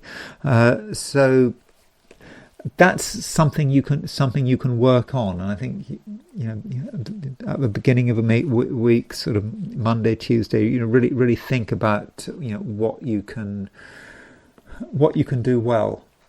And at the same time, we've got a grand trine, really, haven't we? We've got a grand trine involving the moon north node, the moon south node and Chiron, And so, the South Node is in Virgo just. I think later in the month, the South Node actually moves back into Leo. Now, very often when I talk about the South Node, I'm quite negative about the South Node. You should be thinking about the North Node, where we're going to, North Node in Pisces and so forth. But with this grand trine, with the Moon trine the South Node, Moon trine Chiron, I think it's okay to think about the past, and the past may well, inform you about the future, and it might be about, what feels good to you, and sometimes the right thing to do is to perhaps pick up on something that you did years ago, maybe decades ago. You did it, you gave up on it, you maybe you had a skill, something you enjoyed doing, but you just forgot about it. And it just could be with this grand trine in Earth signs, Moon, South Node and Chiron, that there is potentially a bit of a wound here, Chiron, because you neglected something that you knew you were doing. You knew you could do well. You neglected it, and now you have a chance to bring it to life. And so it's never too late. And so if you want to start something again, which you might have given up on for one reason or another a long time ago, then that might be something that you should be doing. Should, yes, maybe should. Maybe it's not a question of a choice. You were doing it for a reason, but then you might say, oh, well, it's the South Node. That's the past. You should be saying goodbye to the past. But it will work its way out, because you could work its way through, because it's not just a grand trine. In fact, it's a kite. You've got this grand trine involving Chiron, the Moon, and the South Node, but then you've got the North Node, obviously, opposition the South Node. And so the North Node in Pisces is saying that, once you have got back into the practice of something you maybe left alone for a long time, then you can start to move into the North Node, North Node in Pisces, and it can become part of who you are, and it can start to have an emotional role as well as maybe a more functional role. So something becomes starts off as being functional. You just go through you go through the motions, you go through the procedures, and it becomes easier, and then suddenly it just has an emotional power, that can really lead to something else. And this might be just a way you can use the nodal axis and not regard the South Node as always being a negative. It can be the South Node and the North Node can kind of work together. So don't forget about the past, and something from the past, I think, can really light up the future. Libra. Moon in Capricorn. So when the moon is in Capricorn, that indicates that you perhaps don't want to do a huge amount when the moon moves into Capricorn. There may be pressure to announce your intentions, to do something in a public arena, but it's not really what you want to do. I think the average Libran would probably be happy to just be left alone. You go somewhere where you feel happy, you feel comfortable, and that's it. And that's probably enough. And in your own world, you are fine. And as I was mentioning to Virgo, there is a grand trine in Earth signs involving the Moon, the South Node, and Chiron. And for you, this grand trine, in a way, is quite personal. just things you want to do in your own way. And I think you're probably of a view that other people's input is just not particularly helpful. But does that mean that other people can be ignored or avoided? Well, probably not, because the thing is that we've got a full moon here. I mean, the moon in Capricorn is applying to an opposition of the sun, and so an moon opposition sun is by definition a full moon. And so this full moon does talk about pressure, external pressure, people you may feel you have to please or at least take notice of, but it's fundamentally not something you want to do. And I do think that left to your own devices, I think you're going to be most effective, and you perhaps got things to think about, things that are important to you but perhaps have emotional value. And if you're able to dwell on these things without going all over the place, you can start to develop a plan, develop an idea about what it is that you want. And when you think about it, Libra, I think there could be something that you really do want. It's important to you, and it's been building up over the last few days. There's something important, something matters, and you don't want to wait, you don't want to hold on. Now is your time, and it doesn't require anyone's help. At least that's how it feels. And if you're left alone, as far as you're concerned, I think that you can really get to grips with things and move towards the achievement of one of your aims. And there is a place for single-minded obsession here. That is okay, provided you're single-mindedly obsessed about the right thing. Something that is healthy and life affirming. So don't underestimate your own power. And with this full moon, you certainly have an awareness of what is holding you back and what is trying to pressurize you, and you have to be honest about that. And perhaps this full moon has to be negotiated, and you have to ask yourself, where is this pressure coming from? Are there particular individuals who are pressurizing you? If so, are they really worth bothering with? I mean, answer is probably not.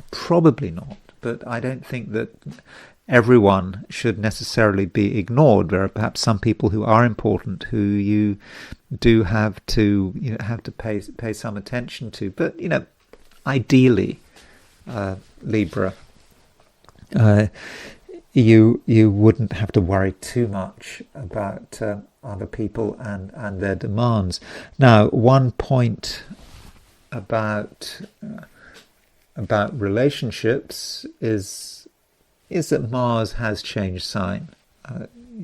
Mars is now in Gemini, and that is relevant to Librans because you've got Aries as your opposite sign, so Mars for you does have a special connection with other people. And so if Mars has changed from Taurus to Libra, you may be noticing a change in some of the people around you. Maybe people are becoming more active, more questioning. They've got ideas, and that could be annoying because I don't think you feel any great need to say much right now. But do observe other people, try to understand what they're doing and where they're going. And Mars is starting to move towards a conjunction to Uranus. So over the week, Mars is getting closer and closer to Uranus. It's exactly conjunct Uranus on July the 4th, which I think is a Saturday. And so with that Mars-Uranus conjunction, you might just notice that other people are kind of ramping up, demanding more and more attention, and wanting to go in particular directions, having ideas, having plans of action. But, with Mars conjunct Uranus, just because someone is enthusiastic, someone is keen to do something, doesn't necessarily mean that it's a good idea. I mean, after all, Uranus can be, quite a dramatic energy, and it can encourage people to take things too far. Scorpio, you are now getting used to Mars in Gemini. So Mars went into Gemini. Maybe I think at the beginning of the day. It could have been at the end of Sunday. It kind of depends on your time zone. But now that Mars is in Gemini, that is a change. And Mars in Gemini is, from your point of view, is maybe a rather uncomfortable place for Mars to be. I mean, Scorpio and Gemini are really two very different signs. I mean, Mars in Gemini is, looking for variety. Mars in Gemini can actually be quite trivial, moving from sort of one thing to another, and being interested in things for a few minutes and then wanting to move on.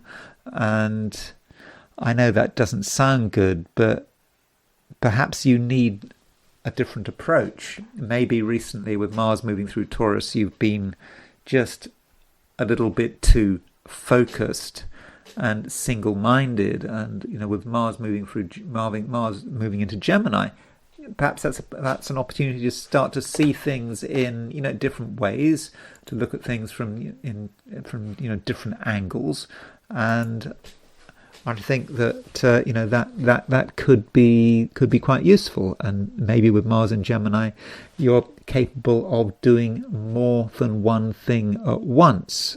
Maybe you can do two things at once. I mean, after all, Gemini is a double-bodied sign, so don't necessarily restrict yourself, but don't do 3 or 4 or 5 or 6 things at once, because then I think that you will have scattered your energies just too much, too far. So perhaps just prioritize 2 things and take them very seriously. Give it your best shot, and then I think that things can start to really work for you as the week progresses. So don't forget that Mars is starting to make a conjunction to Uranus, and that Mars-Uranus conjunction, it's exact on July the 4th, which is a Saturday, and there is a build-up here. And Uranus can be a dangerous energy. There's no doubt about it. And so over the course of a week, don't take on too much. Don't take on anything that is, but is at all risky, particularly on a physical level. And as far as machinery and cars are concerned, be careful. And it's certainly not a time to be playing with things that are flammable. I mean, Mars conjunct Uranus is actually quite a flammable combination.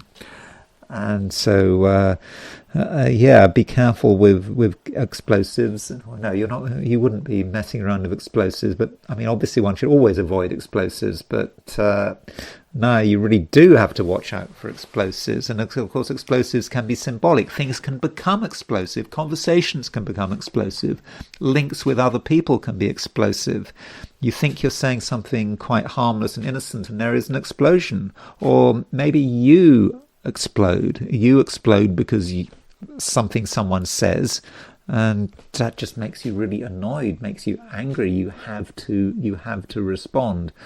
So if possible, do keep your cool, and try to be open-minded, and perhaps try to take advantage of the fact that we have a grand trine in Earth signs this week. I mean, today. I mean, okay, it's a grand trine that needs a bit of spotting. I mean, this grand trine, we've got Chiron in Taurus, we've got Moon in Capricorn, and we've got the South Node in Virgo. So together, that makes a grand trine in Earth signs. And it might be that you can take advantage of this grand trine. With the Moon in Capricorn, I think that you're going to be able to communicate very well, but just be careful how you communicate. As I've just said, you don't want explosions.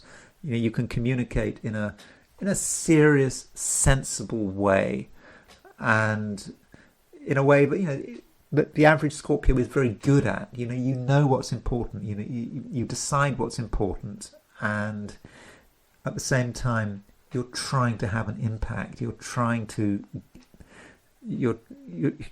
not just to get attention, but you're almost trying to cause a disturbance, and because sometimes disturbance is necessary.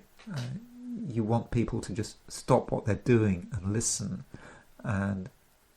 to you because you are serious. And yes, Scorpios can be very serious, and it just might be additionally something from the past, something from your past, which suddenly starts to come into play all over again. You thought you'd lost it.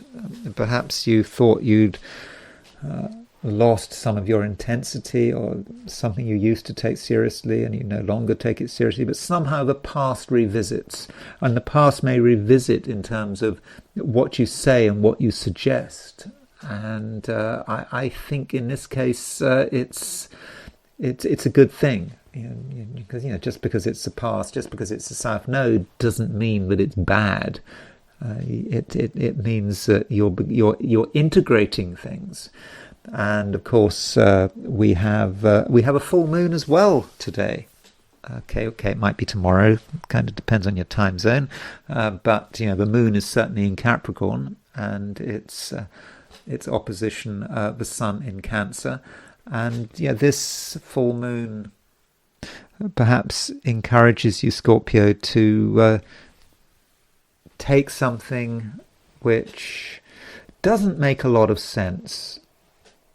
Perhaps because it's just a bit above you almost. It just feels it's just a bit too pie in the sky. And what you're trying to do is bring it down to earth. So, you have grandiose ideas, or perhaps someone else has grandiose ideas, and what you have to do is ground them. Moon in Capricorn. Try to make sense out of something. I don't think you're in the mood, just to be philosophizing just for the sake of it. No, you want to bring it all down to earth and make it real, and create a coherent strategy, and also communicate that strategy. And I think that is something you very much can do. One other point: Jupiter's about to change sign. Jupiter moves into Leo tomorrow. That is a big event, and that transition does have an impact on the average Scorpio.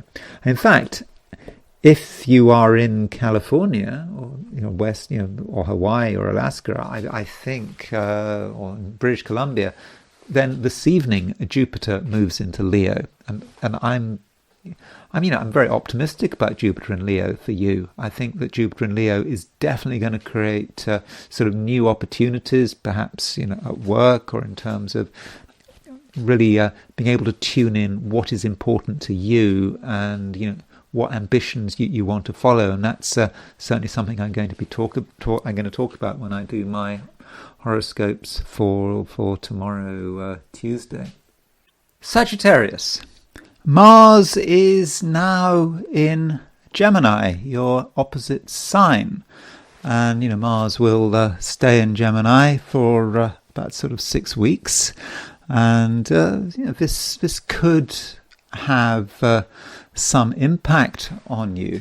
So if we're talking about Gemini and what this sign Gemini means in the Sagittarian horoscope, it being your opposite sign, it can say something about the other people, everything which is outside your immediate experience, and perhaps even your immediate awareness. There is a view that the sign that is opposite your own sign is the sign which is something that you are least aware of.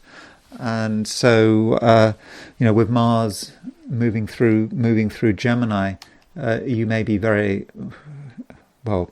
You're aware of what other people are doing, or you think you're aware of what other people are doing, and perhaps there are sort of issues of causality and how you respond.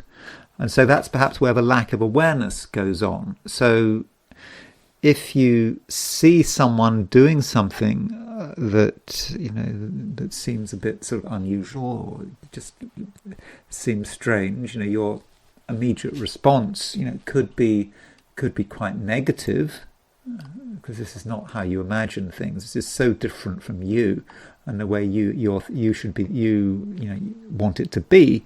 But then it may be, but what you're actually seeing is kind of yourself, but you kind of don't recognize that it's yourself. So, for example, there may be something that you deep down want to do, and you see someone else doing it, and you react very negatively. But really, at some level, you are just looking at yourself. And so be aware, Sagittarius, of the capacity for projection here with Mars moving through Gemini. So it could be quite psychological. Especially over the next week, we've got Mars making a conjunction to Uranus, and so if you want to have an idea about yourself and what's going on in your mind, in your sort of your psychic field, then look at those events. An event might seem to be independent of you, but it's perhaps telling you something with that Mars conjunct Uranus, and that would especially be the case if it's an event that is quite dramatic, or at least if it feels dramatic. But one shouldn't necessarily be too psychological about it. I mean, with Mars moving through Gemini, you have to be careful in relationships, particularly if it's a relationship with someone that you don't know well, or a new relationship. There is a certain amount of anger here.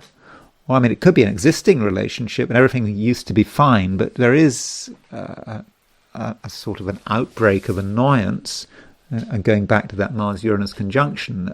So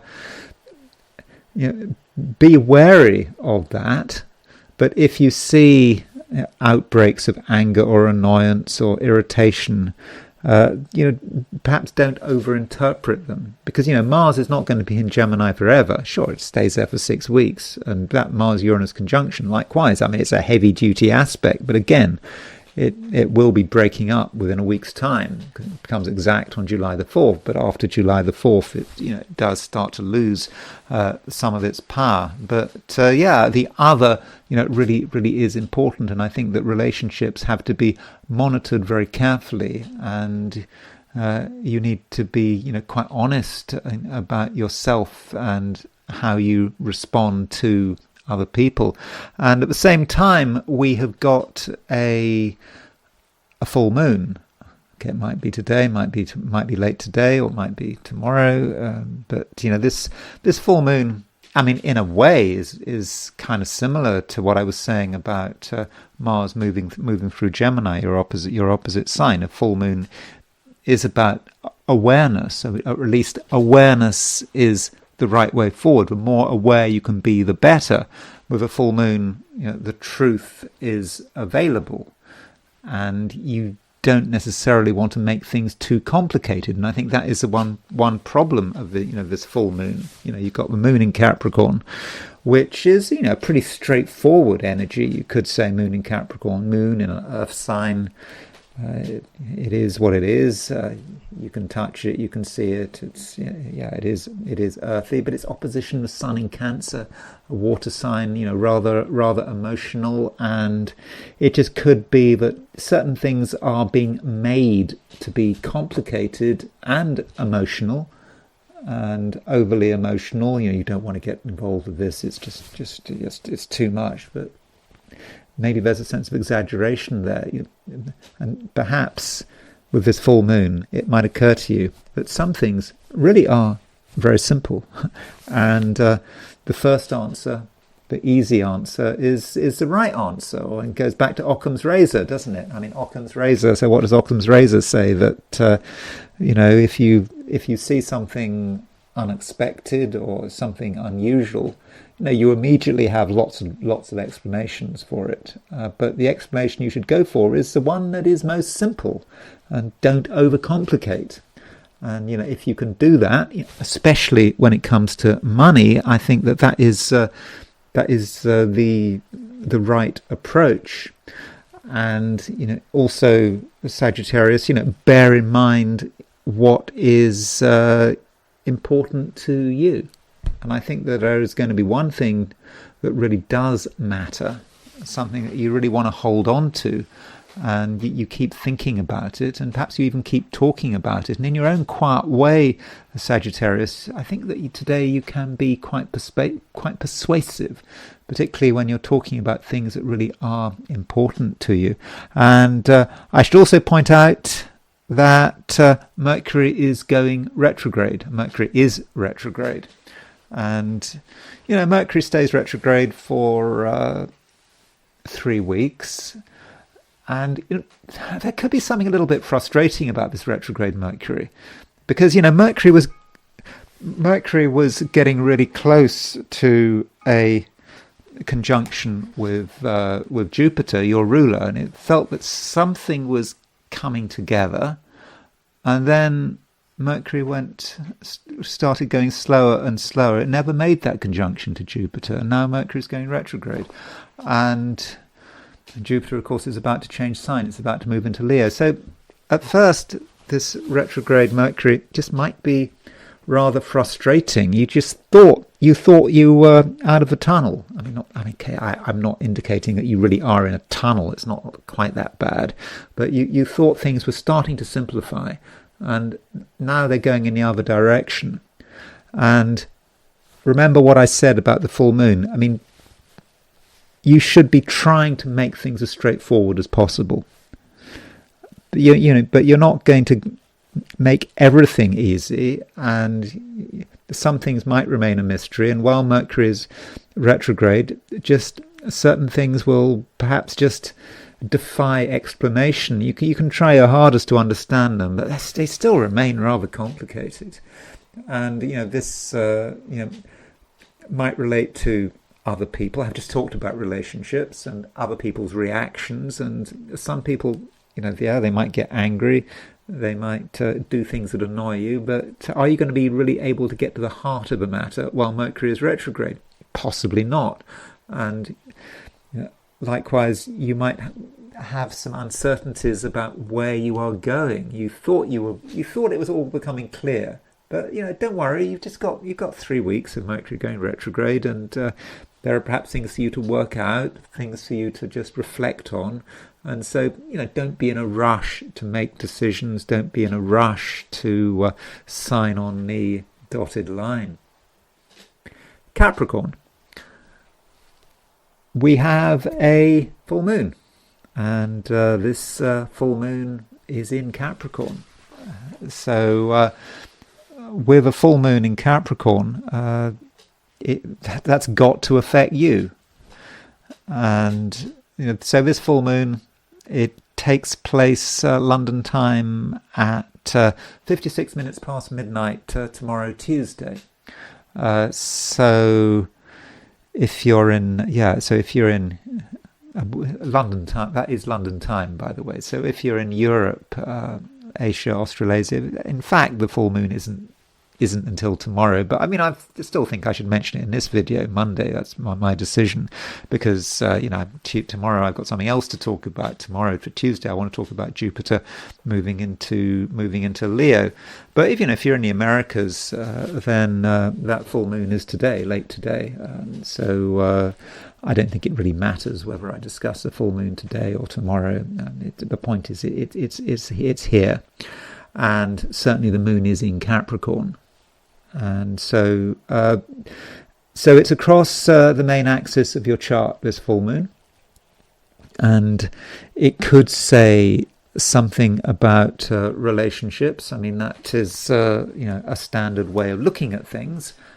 With the sun in Cancer, sun in your opposite sign, and the moon opposition the sun, and so when you're talking about a full moon, this can be about a realization, something just becoming clear. It wasn't clear before, but now it's right in front of you. Now, you could still ignore it.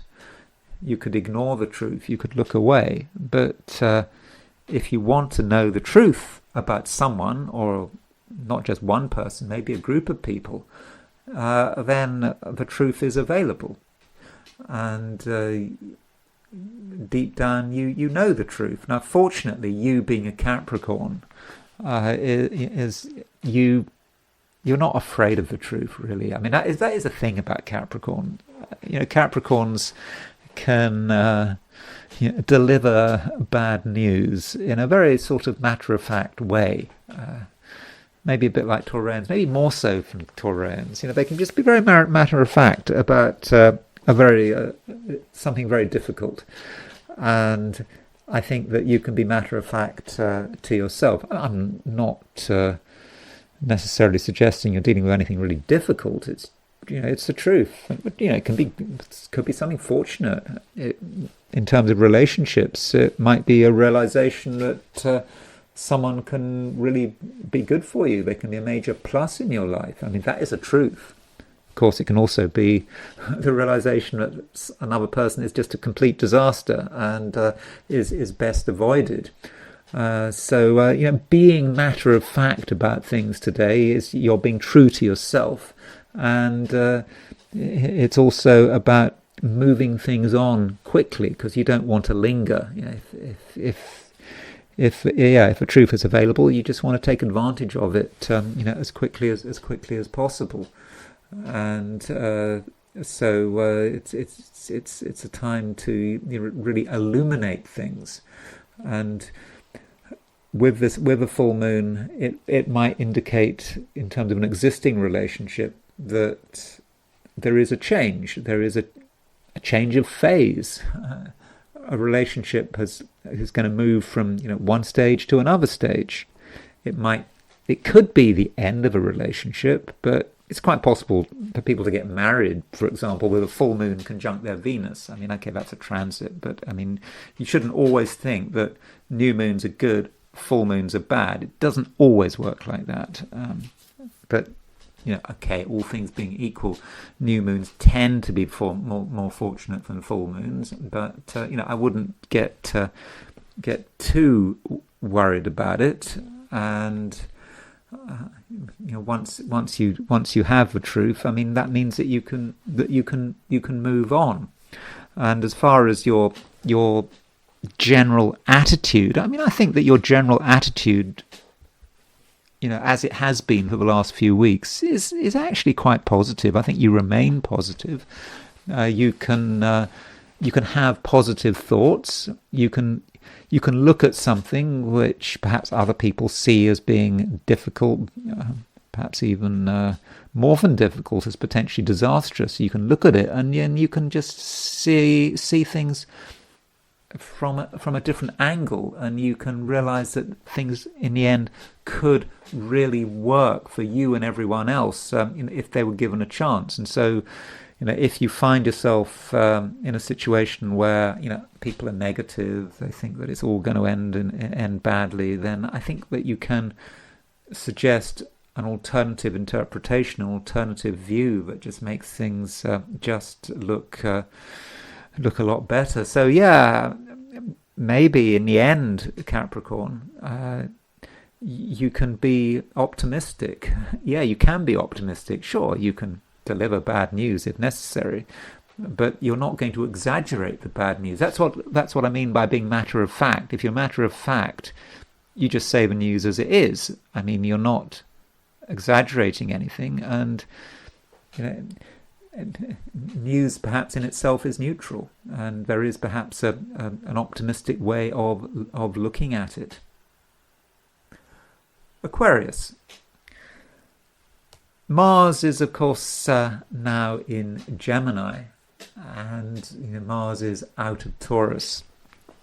And I think, Aquarius, for you, that is a fortunate change. I mean, Mars in Taurus was, I think, just getting to be too much.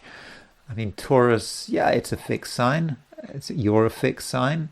You could say that Taurus is a sign that represents the very foundations of who you are, and while Mars was in Taurus, it could have become a little bit too inward looking. And now that Mars is in Gemini, you start to see possibilities. You start to recognize that you have got quite a lot of freedom, and you've got the freedom to do the things that you enjoy, and you might want to take them a long way. In fact, you might want to go over the top. After all, once Mars moves into Gemini, it starts making a conjunction to Uranus. Now, if you have been watching these videos for any length of time, you will know that I do not recognize Uranus as being a ruler of Aquarius. As far as I'm concerned, Saturn rules Aquarius. But if you really think that Uranus rules Aquarius, then you might be impressed by the fact that Mars is moving towards a conjunction of Uranus.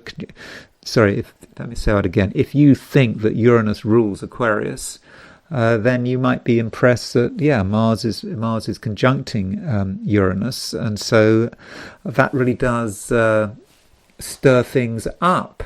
And I'm certainly willing to accept that there is a kind of a link between Uranus and Aquarius.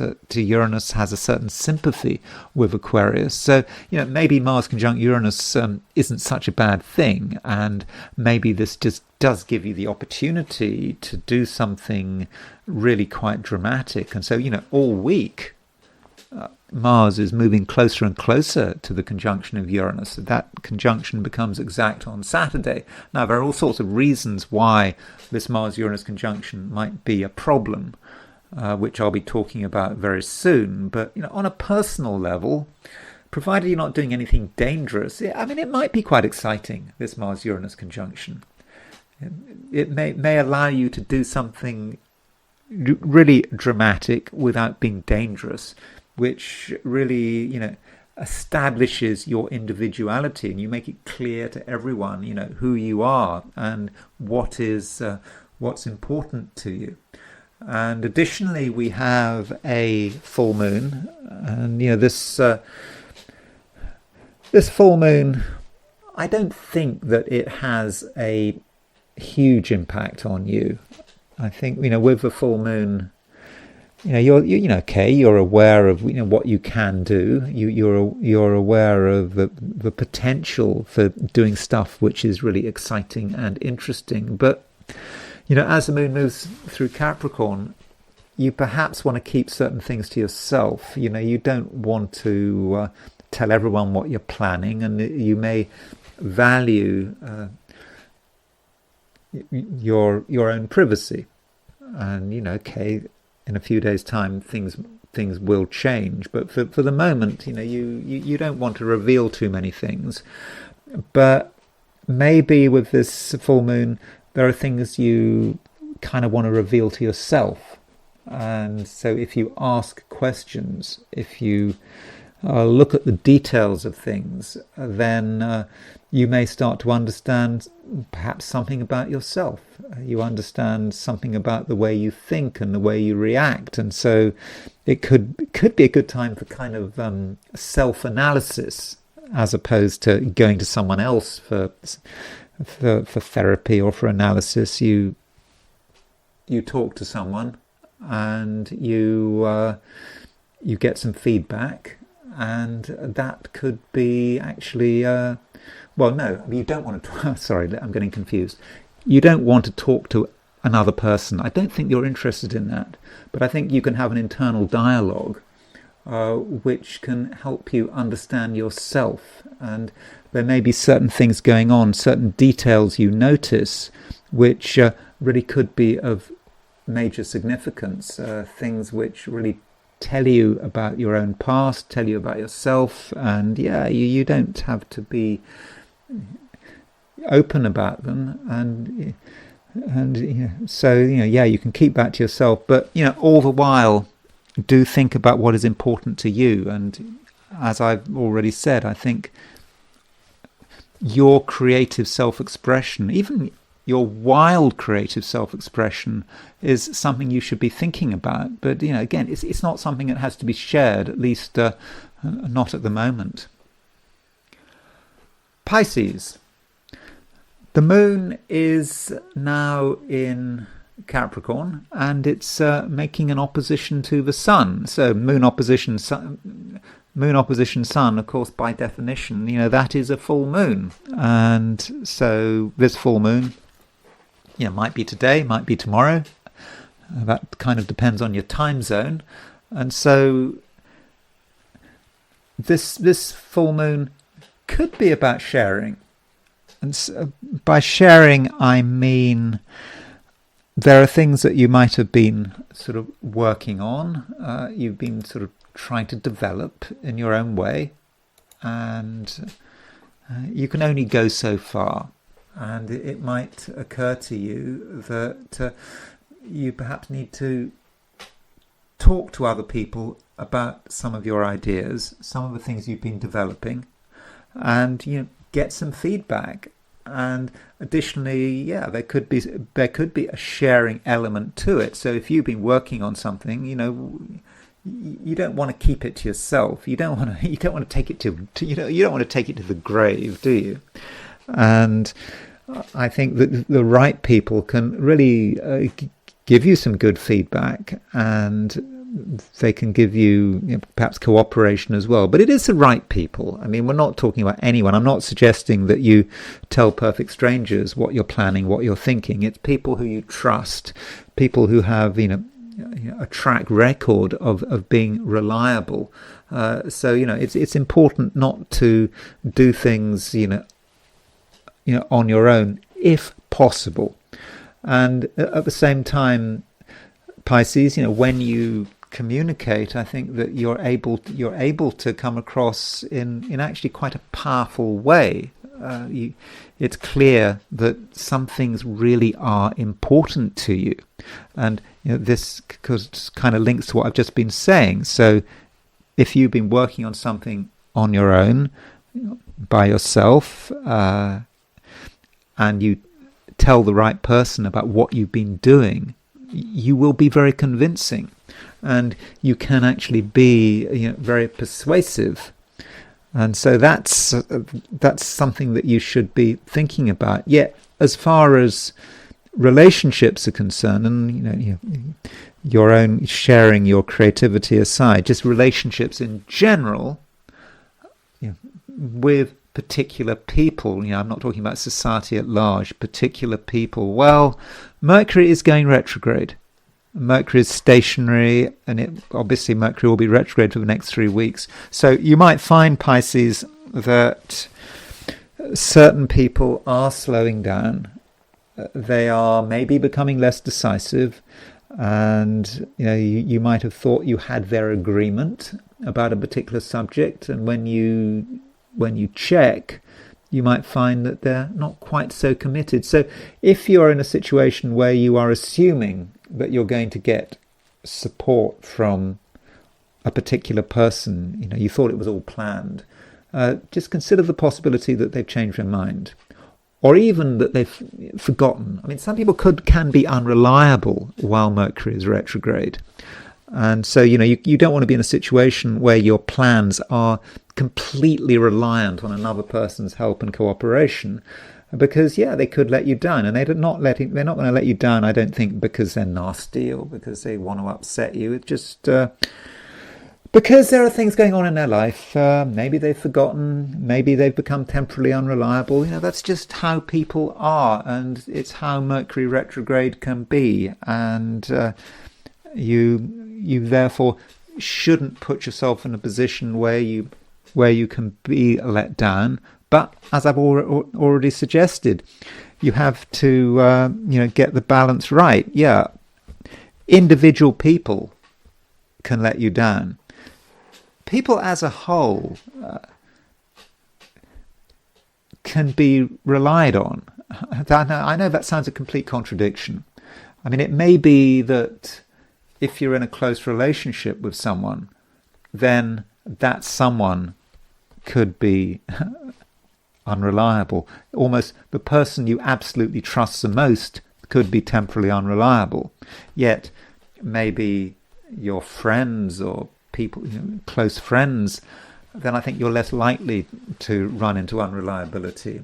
You can perhaps afford to be more trusting. So you do think about your social environment, your interpersonal environment, and work out which people can be trusted and which people should be perhaps left to their own devices. Mercury's not going to be retrograde forever, and when Mercury goes direct, I think just things are going to be easier, and you should find that people do become more reliable. And so don't judge someone just because in the short term they appear to let you down. And those are my forecasts for the 12 signs. And now I want to turn to the I Ching. So I asked the question, what is Monday going to be like for those watching the I Ching section of this video? And the first hexagram I got was hexagram number 35, which is progress. Obviously, a pretty good hexagram. Certainly, if you judge it by its title, progress. I mean, that's the title used in the Wilhelm translation of the I Ching. So it suggests that we are in a position to move forward. Okay, it's not saying that we're going to necessarily achieve all our goals and our aims, but at least it seems that we're getting there. Now, the bottom line moves. So the bottom line is really the beginning of the matter. It's the start. And it does indicate that we're at that early stage where we don't have a huge amount of confidence in what we're doing. Yeah, we're making a bit of progress, but we have our doubts. And perhaps we just haven't got the strength or the support to move forward.